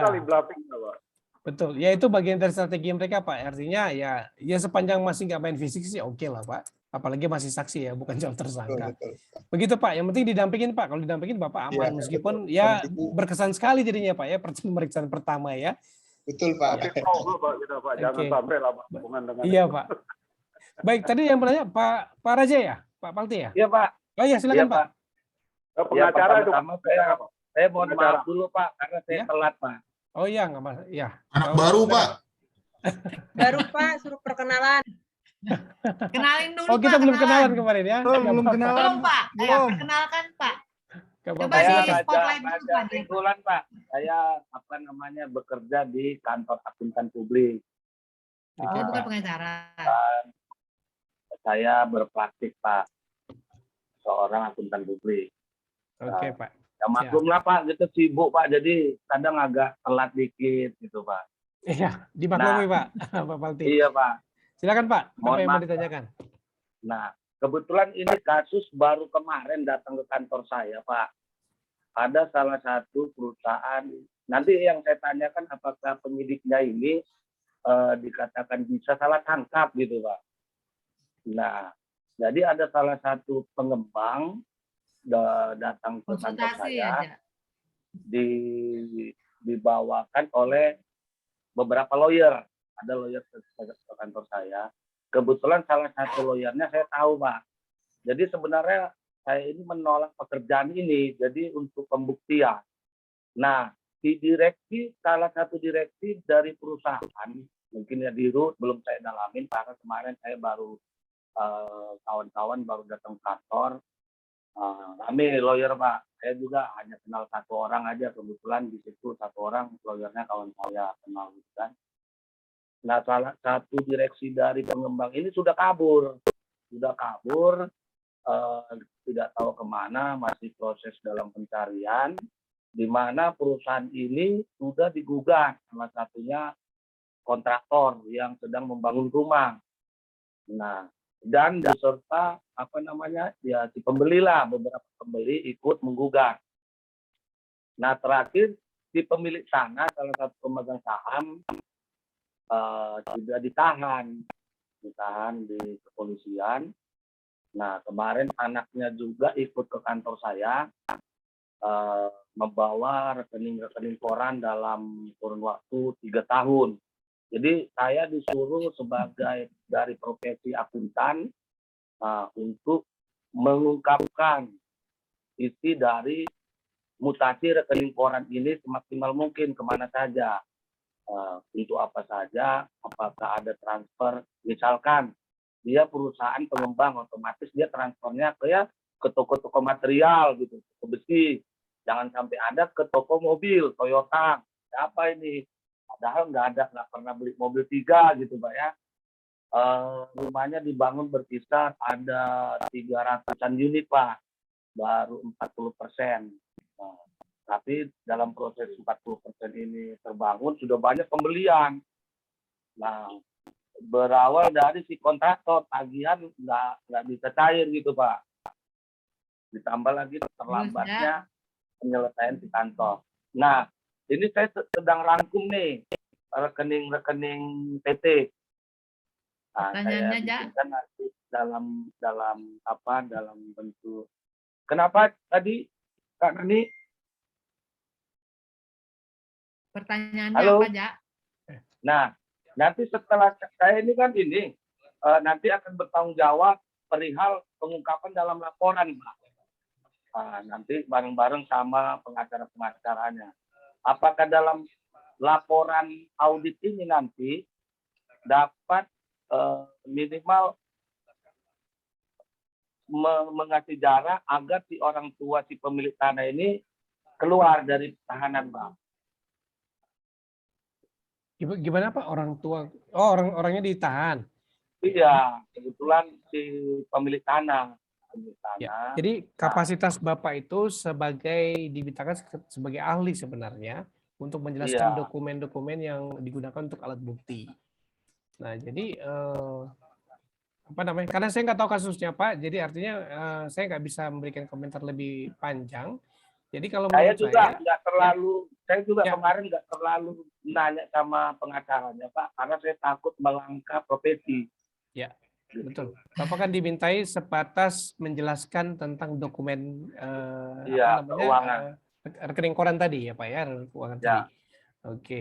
Ya kalau itu Bapak diminta secara profesional ya nggak masalah sih Pak. Artinya itu kan jadi keterangan ahli nantinya yang menjelaskan terkait dengan bukti Pak.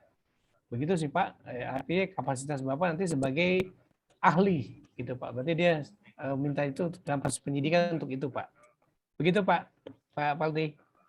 Ya, baik Pak Lona atas informasinya Pak. Baik, ya terima kasih Pak. Kirim invoice Pak Lona ke Raja. Bapak Ibu, saya lanjut dulu ya, sedikit lagi, biar baru nanti kita bisa diskusikan lagi ya, sebentar ya. Ya Pak. Oke, karena masih ada satu topik lagi tentang penahanan belum. Oke baik, jadi nah ini yang terkait dengan penangkapan ya, yang dilarang melakukan penangkapan terhadap pelaku tindak pidana pelanggaran. Nah Bapak Ibu, kan kita tahu dalam hukum pidana itu KUHP dibagi 2, kejahatan dan pelanggaran. Ya, nah dalam tindak pidana pelanggaran, ya ini tidak boleh dilakukan penangkapan. Ini tegas pasal 19 ayat 2 KUHP dibilang tidak boleh melakukan penangkapan. Ya, kecuali, nah ini sama kayak panggilan saksi nih, sudah dipanggil 2 kali berturut-turut secara sah, tapi tidak mau hadir, makanya dianggap nggak kooperatif, maka bisa saja dilakukan penangkapan di panggilan ketiga. Ya, penangkapan sih, jadi istilahnya suka disebut dijemput paksa, ya, karena nggak bisa, jadi dipaksakan dijemput paksa untuk dihadirkan untuk memberikan keterangan di penyidikan atau di penyelidikan. Nah, ini ya Bapak Ibu ya. Lalu mengenai penangkapan biasanya Nah, ini nggak ada lagunya ya, Pak Hakim, Pak Jaksa gitu ya. Nah, ini orang yang di balik sel, ditahan ya Bapak Ibu ya. Nah, kita akan bicara tentang penahanan. Nah, sama seperti upaya paksa lainnya dari penyidik, ya, penahanan juga membatasi kemerdekaan dan kebebasan seseorang. Ini pasti melanggar HAM, sudah pasti gitu ya.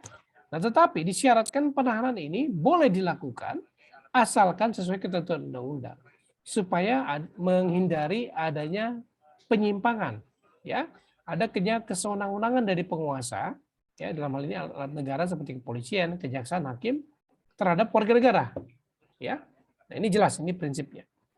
Nah, dalam KUHP di pasal 1 ayat 22 ya dinyatakan bahwa penahanan adalah penempatan tersangka atau terdakwa di tempat tertentu oleh penyidik atau penuntut umum atau hakim dengan penetapan, ya, hakim dengan penetapan tersangka, ya, penahanan, ya. Nah, sesuai dengan ketentuan undang-undang, ya. Jadi menempatkan seorang tersangka atau terdakwa di suatu tempat tertentu, ya. Nanti kita lihat yang dimaksud dengan tempat tertentu itu di mana, ya. Nah, tujuan penahanan ini adalah dalam rangka kepentingan penyidikan sesuai kewenangannya, ya. Penyidik boleh, penyidik pembantu boleh menahan gitu ya. Kalau di tingkat penuntutan, ya, maka yang berwenang menahan adalah penuntut umum. Kalau kepentingan pemeriksaan pengadilan, ya hakim lah berdasarkan penetapannya untuk boleh menetapkan bahwa seorang terdakwa ditahan, ya.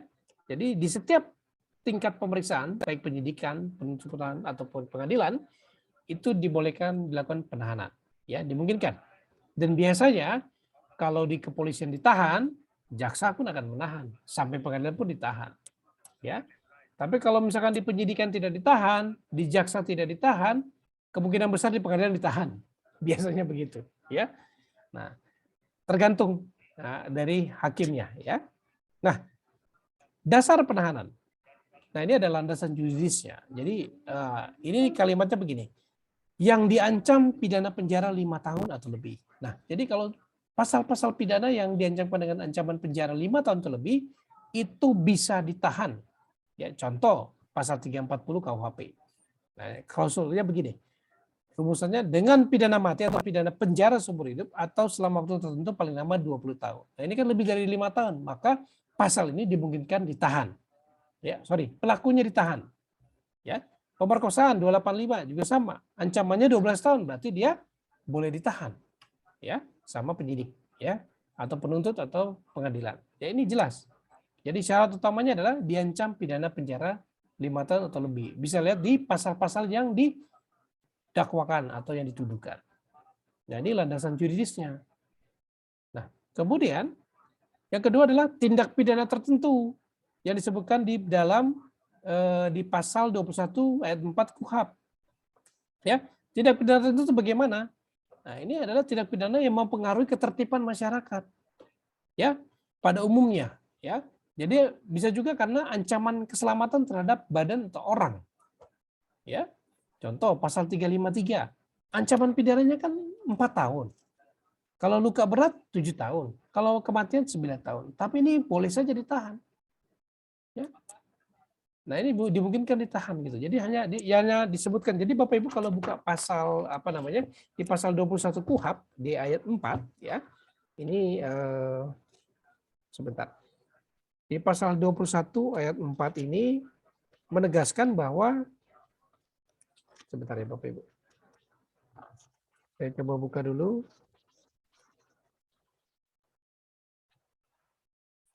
Oke, di pasal 21 ini mengatakan demikian.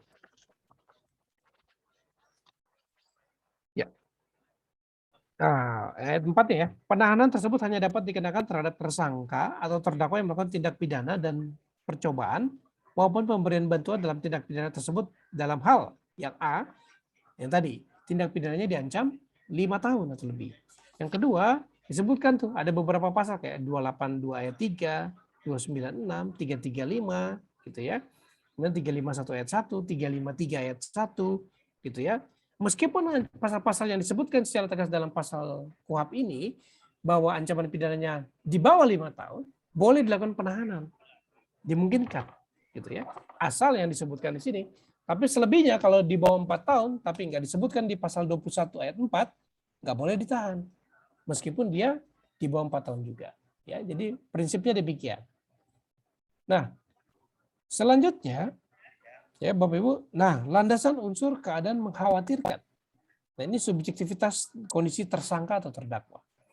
Yang ini menilai adalah penyidik. Kalau menurut penyidik, jaksa penuntut umum atau menurut hakim bahwa si tersangka akan melarikan diri. Nah ini subjektivitas.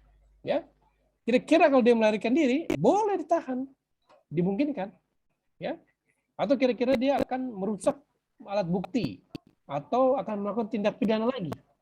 Ya, misalkan dia katakanlah dia residivis pencurian, ya, perampok gitu ya, pembunuh gitu ya.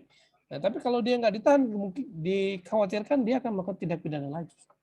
Gitu ya. Nah, ini bisa ditahan. Nah, ini alasan-alasan subjektif. Yaitu landasan unsur keadaan kekhawatiran dari ya menurut penyidik, menurut penuntut umum atau menurut hakim. Nah, kemudian tadi yuridis, kekhawatiran. Nah, ini unsur lainnya. Misalkan tersangka diduga melakukan tindak pidana yang lain, ya, atau ada dugaan keras, misalkan bukti yang cukup, ya, bahwa ada ada perbedaan kualitas bukti di sini, ya. Kalau penahanan, bukti yang cukup. Kalau penangkapan, bukti permulaan yang cukup. Nah, ini mengacu ke pasal 184 KUHP. Tapi sebenarnya sudah jelas di putusan MK yang tadi saya sudah jelaskan, ya, bahwa harus 2 alat bukti plus adanya berita acara pemeriksaan calon tersangka. Ya, kalau dia udah jelas lah ya. Saya pikir sama kayak tadi, penahanan juga sama kayak penangkapan. Nah ini tadi juga penjelasan saya. Ya, nah, ini perkara Kapolri yang tadi ya. Bukti permulaan itu misalkan adanya laporan kepolisian dan minimal 2 alat bukti. 2 alat bukti itu dari mana? Keterangan saksi yang diambil oleh penyidik, keterangan ahli yang diambil oleh penyidik, atau alat bukti surat, atau alat bukti petunjuk, ya. Nah, ini dimungkinkan dilakukan penahanan, ya, berdasarkan bukti permulaan. Nah, lalu Bapak Ibu, ini jangka waktu. Nah, ini Bapak Ibu gambarannya, ya, kira-kira kalau di tahap penyidikan, ya, penyidik boleh melakukan penahanan, ya, berdasarkan kewenangannya maksimal 20 hari. Tapi setelah 20 hari boleh nggak diperpanjang? Boleh aja. Tapi harus seizin, ya. Yang perpanjang adalah siapa? Penuntut umum. Kalau perpanjangannya, ya. Terus di tahap penuntutan, penuntut umum boleh menahan selama 20 hari, ya.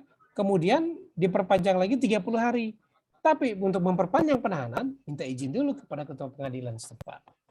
Ya, jadi ada pengawasan, ya, pengawasan dari instansi yang berikutnya atau tahapan berikutnya, ya.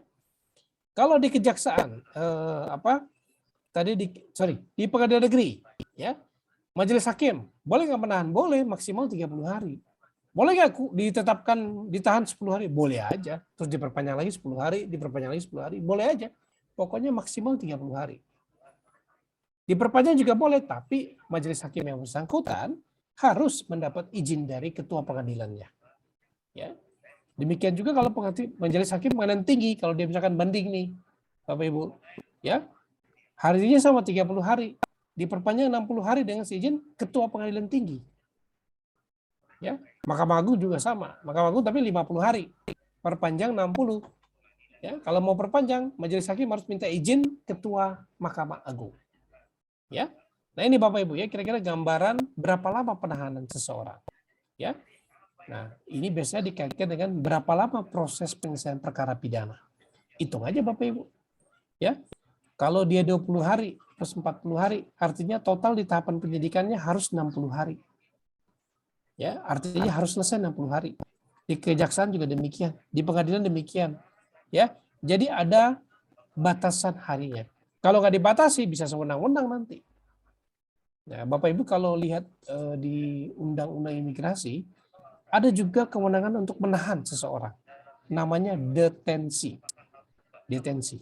Ya, ada rumah detensi. Itu penahanan bagi orang-orang yang melanggar keimigrasian. Ya, dibolehkan. Tapi lucunya Bapak Ibu ya, ini kita bicara mengkritik ya. mengkritik yang positif. Kalau di KUHP ada batasan waktunya diatur. Tapi kalau di imigrasi nggak ada Bapak Ibu detensi itu berapa hari maksimal, nggak ada. Nah ini melanggar HAM, artinya dia bisa tahan 1 tahun, nggak boleh aja. Nah, ini menimbulkan pelanggaran HAM yang luar biasa sebenarnya. Ya, saya lupa waktu itu di Undang-Undang Imigrasi di pasal berapa atau di peraturan dirjennya, kayaknya di Undang-Undang Imigrasi ya. Karena saya pernah nangani kasus imigrasi, terus saya komplain, loh ini klien saya ini orang asing kok ditahannya lama sekali. Ya, ternyata cek and recheck memang nggak diatur maksimalnya. Wah ini kan kacau ya di undang-undang kita. Nah ini kelemahan-kelemahan ya kan, bahkan pidana aja diatur kok batasannya. Ya, kalau dihitung-hitung nih ya total-totalnya sama upaya hukum nanti maksimal sebenarnya harusnya bisa sampai di tingkat pertama itu seharusnya bisa sampai 300 saya lupa 360 berapa hari, 360 kalau nggak salah totalnya. Artinya kurang lebih hampir 1 tahun satu perkara bisa diselesaikan, harusnya ya, dari penyidikan, penuntutan sampai ke pengadilan, harusnya ya, idealnya ya begitu Bapak Ibu. Tapi makanya dalam pidana itu selalu dibatasi dengan hari. Makanya kenapa jaksa itu kalau udah masa penahanan udah 20 hari ya diperpanjang 30 hari, udah 10 hari terakhir udah cenut-cenut nih. Gimana nih, udah lengkap belum, udah selesai belum? Nah, udah P21 belum? Kalau jaksa masih bolak-balik ngirim ke penyidik, ya repot nih. Jangka waktu soalnya, jangka waktu penahanan. Jangan sampai begitu hari terakhir penahanan, berkas belum lengkap. Penyidik stres tuh biasanya. Kenapa? Harus dibebaskan tersangkanya. Biarpun tetap tersangka, tapi nggak boleh ditahan. Demi hukum, harus keluar. Ya, keluar dari tahanan. Nah, ini terkait dengan jangka waktu penahanan. Nah, ini tadi Bapak Ibu. Penahanan itu ada 3. Ada rumah tahanan negara, ya rutan, atau penahanan rumah, atau penahanan kota. Ya. Jadi rutan atau rumah tahanan negara ini yang paling sering dilakukan oleh penyidik. Ya. Penahanan rumah ada tapi jarang. Bapak Ibu ya. Biasanya ini udah karena tersangkanya udah sepuh, udah sakit-sakitan, dan nggak mungkin juga keluar-keluar kemana-mana dia. Gitu ya. Jadi penahanan rumah daripada di rumah tahanan negara sakit-sakitan, mendingan dia di rumah tapi ditahan tapi dijagain sama polisi. Ya. Atau ada penahanan kota. Yang penahanan kota ini biasanya penangguhan penahanan dari rumah tahanan negara kemudian dialihkan menjadi penahanan kota. Artinya dia nggak boleh keluar kota. Nah, bagaimana sarana kontrolnya? Ada wajib lapor. Ya, ada wajib lapor kepada penyidik setempat. Misalkan seminggu bisa 3 kali, bisa 2 kali, tergantung keputusan dari penyidik. Ya, atau penuntut umum. Ya. Nah, ini penangguhan penahanan. Jadi di KUHP diatur, kalau orang yang ditahan boleh ditangguhkan. Ya. Tangguhkannya bagaimana? Bisa berupa alasannya dengan jaminan uang. Artinya dijamin dengan sejumlah uang. Jadi kalau tersangka kabur selama 3 bulan nggak ketemu, jaminannya jadi milik kas negara. Jaminan orang. Ya. Nah, apakah artinya jaminan orang kalau tersangkanya kabur, orangnya yang gantiin masuk? Enggak. Tapi si penjamin membayar sejumlah uang. Ya, ada jaminan uang, ada jaminan orang. Nah, Bapak Ibu kalau sering mendengar, oh iya, sedang mengajukan penangguhan penahanan dengan jaminan istrinya, dengan jaminan keluarganya, orang tuanya, gitu ya. Nah, ini sering terjadi. Nah, udah habis slide saya. Oke, silakan Bapak Ibu, kita open diskusi lagi. Ada yang mau bertanya, silakan. Pak Lona, ya, Pak Edi, silakan. Tanya. Ya. Itu kan saya mau nanya ini Pak, ada nggak batas waktu untuk tahap penyelidikan? Karena saya pernah punya kasus ya, jadi waktu itu saya dilaporkan untuk pasal 372, 378. Nah, karena saya merasa tidak melakukan hal tersebut ya, saya maju-maju aja. Cuman itu bolak-balik ke Polda itu hampir selama 2 tahun. Dan ujung-ujungnya setelah 2 tahun itu baru ada yang kayak gelar kasus gitu Pak, kayak di dalam peradilan gitu, kemudian di SP3 gitu. Nah cuman kan dalam 2 tahun kan kita kan stres juga tuh Pak, dipanggil bolak-balik, dan ya berantem lah sama polisinya, orang udah buktinya nggak jelas semua gitu kan. Tetapi tetap gitu, 3 bulan diem, ntar dipanggil lagi. Ada nggak ininya Pak, batas waktunya itu Pak? Oke, ada baik, daluarsa. Kalau di pidana daluarsa beda lagi Bu. Ada, ya, Jadi Pak. memang penyelidikan itu untuk penyelidikan ya Bapak Ibu, sebenarnya yang diatur adalah penyidikan sebenarnya. Ya. Misalkan kayak dari Perkap Kapolri, misalkan penyidikan perkara yang sulit gitu kan. Ya. Penyelesaian perkaranya ada batas waktunya, misalkan berapa ratus hari. Enggak berapa ratus hari sih, mungkin 100-an atau 110 hari gitu, saya lupa. Terus misalkan untuk penyidikan perkara sulit sekian puluh hari, yang sedang sekian hari, yang mudah sekian hari. Nah itu biasa ada pengaturannya dari Perkapolri internal, ya Bapak, ya Pak Edi. Nah jadi memang betul Pak, akan timbul persoalan ketika masih tahap penyelidikan itu nggak ada limit waktunya. Kenapa? Namanya penyelidikan itu kan mencari tahu, ya apakah ini tindak pidana atau bukan. Nah biasanya terjadi kalau lama-lama kayak gini, biasanya alat buktinya lemah, tapi tetap dipush, diperiksa dulu, ya. Memang betul saya bilang kemarin, dari awal kan kita sudah bahas tentang gelar perkara. Itulah fungsi gelar perkara. Menentukan apakah ini layak ditingkatkan menjadi penyidikan atau hanya stop di sini. Ya, alasannya apa? Nah, saya sudah jelaskan kemarin. Dihentikannya suatu penyidikan misalkan dikarenakan ini bukan perkara pidana atau buktinya lemah. Ya. Atau misalkan tersangkanya meninggal, gitu kan? Atau hal-hal lain yang diatur oleh undang-undang. Nah, jadi memang batas waktunya untuk penyelidikan ya Bapak Ibu ya, nggak ada. Ya, seingat saya belum ada. Ya, makanya ya Bapak Ibu lihat ya kasusnya, saya lupa itu bahkan si Budiono mantan wapres kita dulu, itu kayaknya masih tersangka ya sampai sekarang ya di KPK. Kalau tidak salah ya, nanti coba dikoreksi. Setahu saya itu cukup lama menentukan dia tersangka dan sudah lama tersangka. Sampai saat ini kayaknya belum lanjut perkaranya. Itu tersangka loh, berarti udah penyidikan. Nah, artinya kalau penyelidikan kan belum ada tersangkanya. Baru menentukan apakah ini pidana atau bukan. Kalau dia pidana, naikkan ke tingkat penyidikan supaya bisa cari bukti plus tersangkanya. Nah, kurang lebih begitu Pak Edi. Ya, gambarannya ya. Pak Lona. Terima kasih. Ya, silakan Bu Yosi. Yang ini jaminan uang ya Bapak ya. Ya. Jika kabur selama 3 bulan, jaminan milik kas negara. Apakah kas ini akan menghentikan kurungan badan terhadap narapidana yang kabur tersebut, Bapak? Oke, baik, pertanyaan bagus Ibu. Apakah ini mengganti? Jawabannya tidak, Bu. Ya, jadi ini hanya sebenarnya jaminan dengan sejumlah uang bahwa kalau dia kabur ini akan jadi milik kas negara. Artinya bagaimana dengan orang itu dibiarin kabur? Enggak, DPO biasanya. Tetap DPO, tetap dicari. Nanti kalau ketangkap ya ditahan lagi. Begitu. Begitu ditahan, apakah bisa ditangguhkan penahanannya? Belum tentu, bukan dikabulkan. Apalagi udah pernah kabur. Apalagi dianggap nggak kooperatif gitu ya.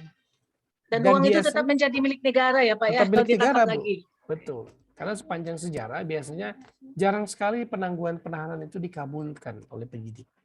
Kecuali perkara-perkara yang mungkin tidak terlalu yang sederhana lah ya, yang artinya korban juga dengan pelaku juga kooperatif gitu ya. Tetapi kalau perkara-perkara yang cukup jadi perhatian publik, saya rasa sulit sekali Bu untuk dikabulkan. Ada aturannya nggak Pak? Berapa besaran uang jaminan? Itu tergantung penyidik Bu. Saya belum tahu di internalnya di mereka. Itu tergantung penyidik Bu. Biasanya, ya. Kalau di Amerika kan jaminan itu kan ada putusan pengadilan kan, hakim kan. 20% ya gitu Pak. Ada putusan pengadilan jelas Bu. Kalau ini kita nggak jelas Bu. Artinya bisa berbeda-beda di setiap perkara dan setiap orang. Saya nggak tahu apakah tergantung kemampuan atau bagaimana, saya kurang tahu Bu. Jadi ini subjektif, makanya saya bilang subjektivitasnya penyidik. Begitu Bu Maria ya. Ya Pak, terima kasih. Oke, silakan Bapak Ibu yang lain. Ada? Ya. Apakah ada lagi? Pak Elvis mungkin pertanyaan? Pak Lona, mau bertanya Albertin Pak. Oh, ya, sorry siapa duluan tadi? Albertin Pak. Oke. Albertin dulu Pak Elvis saya Pak. Silakan Pak Elvis duluan. Oke, nggak apa-apa, Bu Albertin nggak apa-apa. Oke, baik. Oke. Ya, terima kasih.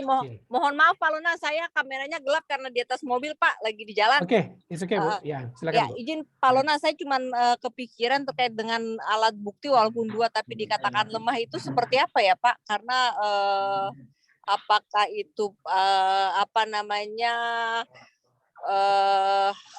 haknya si penyidik untuk mengatakan itu lemah, ataukah memang ada tolak ukur Pak yang dikatakan ini lemah, ini tidak gitu loh Pak?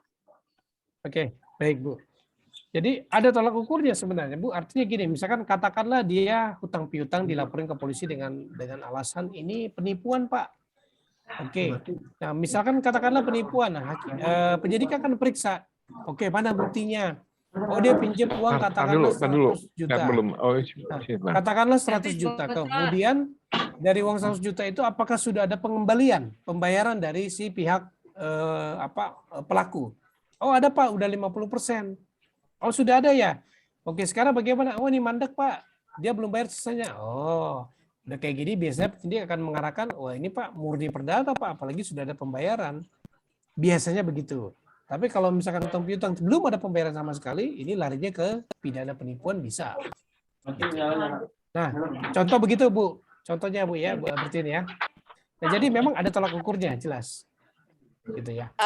Dan Pak, tolak ukur itu apakah di setiap penyidik sama mereka pakai, atau ada yang sedikit membuat agak ya ada perkecualian lah gitu Pak? Sebenarnya kembali kepada gini Bu, saya pikir sih sama Bu ya, karena si penyidik ini kan punya ilmu yang sama. Mereka kan ada pendidikan khusus untuk penyidik Bu.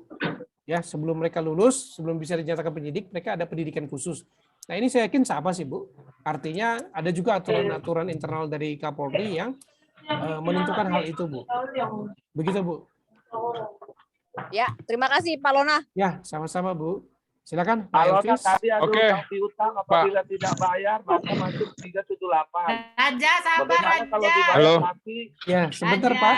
Saya izin ke Pak Elvis dulu ya. Oke, nanti Pak. gantian, Pak. Mengenai tadi Pak, bahwa seseorang melakukan tindak pidana, tetapi katakanlah belum dia menghindar dalam arti atau kabur. Dan sebetulnya bisa dipastikan bahwa yang melakukan tindak pidana orang tersebut, orang yang kabur tersebut. Sampai berapa lama bahwa dia tindak pidana yang telah dilakukan itu walaupun belum masuk ke tahap penyidikan itu bisa nggak diminta dipertanggungjawaban lagi, Pak? Oke, baik Pak. Ya, kalau misalkan berangkat dari misalkan katakan karena dia lemah, maka sampai berapa lama ya nggak ada batasan waktu sih Pak.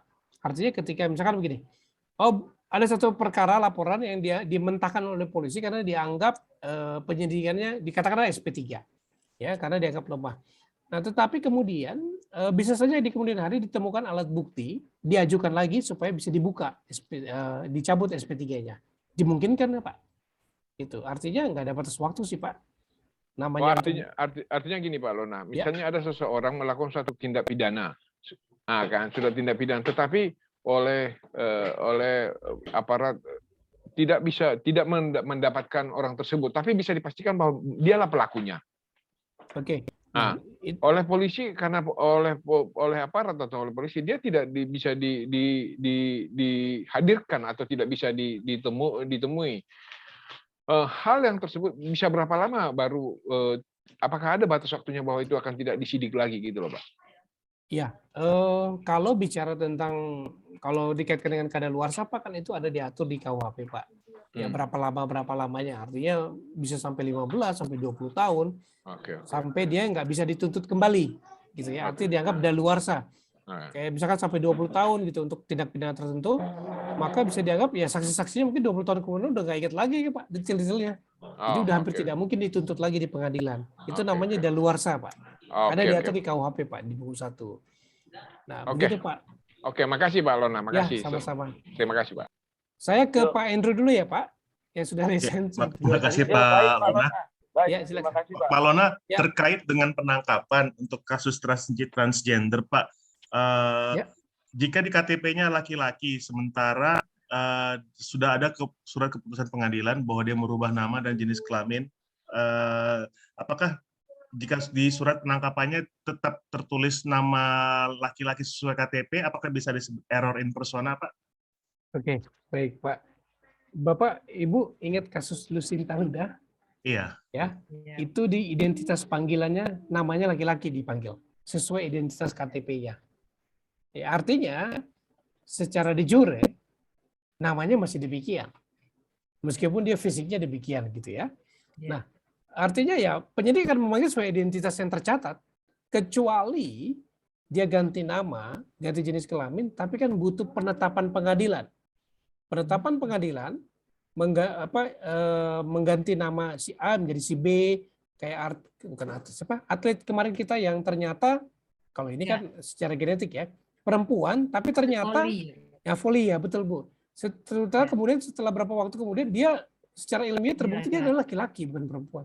Tapi dari pertama dia bilang perempuan. Nah, dia kemudian mengganti namanya ya dan jenis kelaminnya menjadi laki-laki dan diterima jadi PNS TNI ya waktu itu. Nah, itu butuh penetapan. Penetapan itu akan dipakai untuk merubah data kependudukan dia di Sudin, suku dinas Dukcapil, dinas kependudukan dan pencatatan sipil.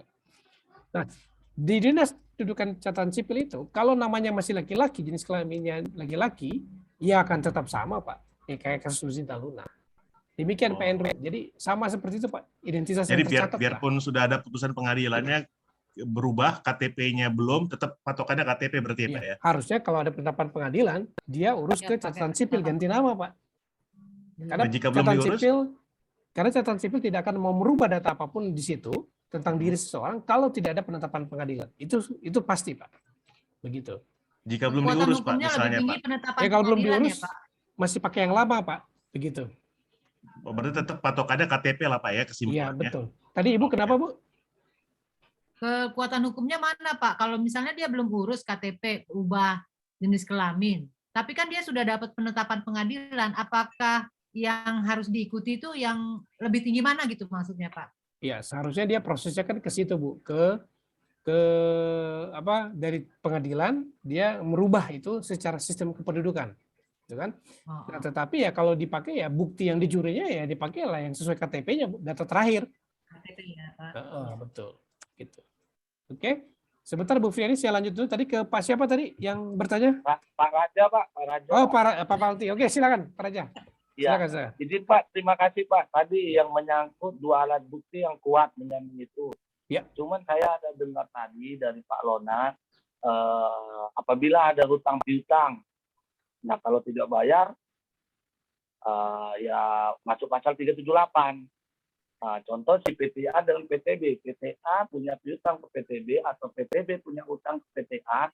Nah, PTB digugat oleh si PTA. Ternyata PTB dapat membayar walaupun cicil. Ya, apakah itu dikatakan masuk 378 atau 378 gitu Pak? Oke. Baik, terima kasih. Baik, jadi Pak gini, seperti yang saya bilang dan ini betul saya alamin juga, ya itu penyidik mengatakan bahwa nggak bisa Pak kalau sudah ada pembayaran biasanya itu akan lari ke perdata. Jadi kalau penipuan yang dimaksud itu adalah memang dia memakai tipu muslihat, bujukan-bujukan, rayuan-rayuan supaya Bapak melakukan sesuatu atau tidak melakukan sesuatu gitu kan. Nah, tetapi begitu ada pembayaran maka dianggap ya itu keperdataan personal. Jadi nggak bisa lari ke pidana. Ya, kalau ada perusahaan yang kayak gitu Pak, ya. Biarpun dicicil Pak, ya biarpun dicicil tetap aja dihitung udah ada pembayaran. Perdata. Ya, perdata. Gitu Pak. Kalau kami Pak, kurator bilangnya udah Pak pilotin aja. Pilotin aja. Kerjaan saya tuh Pak, mempilot. Kasih ja pekerjaan. Bisa telepon-teleponan Pak. Bisa aja Bu.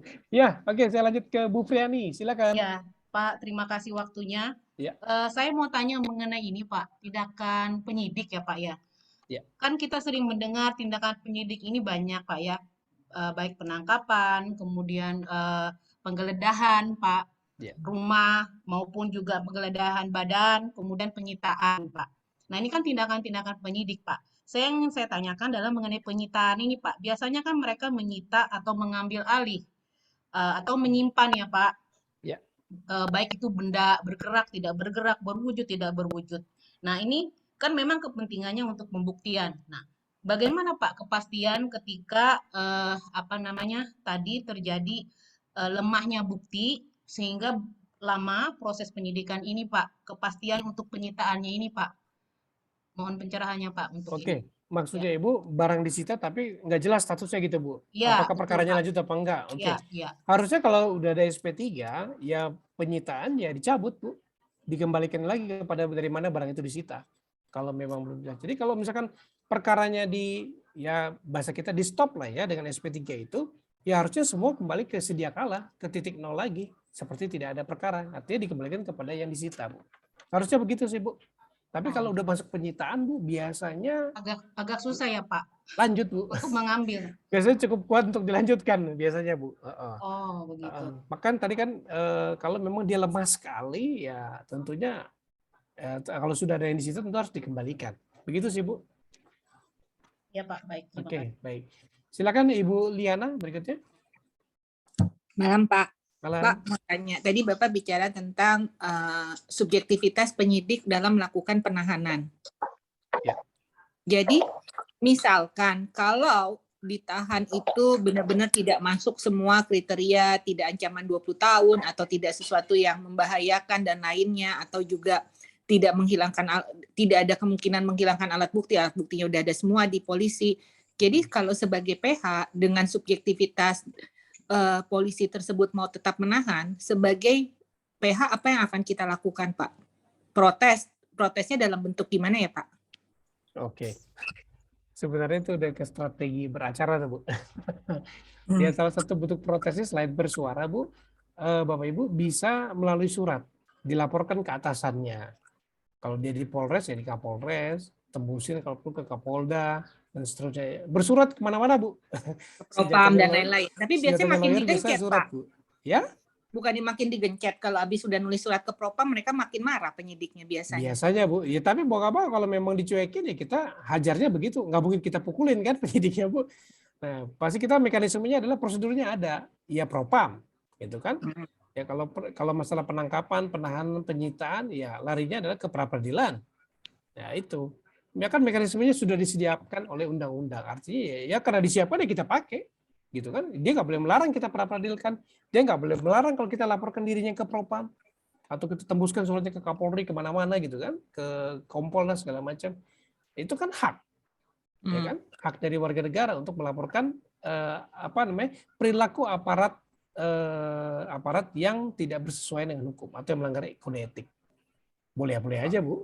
Begitu. Tapi kalau dicuekin, Pak, surat sih tetap surat. Mau ke Kapolda juga dia bilang, oh itu wewenang saya. Mau kirim sana Kapolda, tetap aja. Misalkan ditahan juga gimana, Bu. Pak? Banyak juga kayak gitu. Tapi dalam prakteknya kalau dikirimin surat, Bu, kita tekannya dari atas. Tekannya dari atas dalam arti ya dengan surat misalkan ke Propam atau ke Kapolda, kita samperin Kapoldanya atau bagian yang berwenang untuk itu. Ya, kita laporin kemana-mana gitu. Bisa aja, Bu. Ya, tapi memang butuh perjuangan sih. Butuh Mungkin perjuangan. plus doa kali ya, Pak.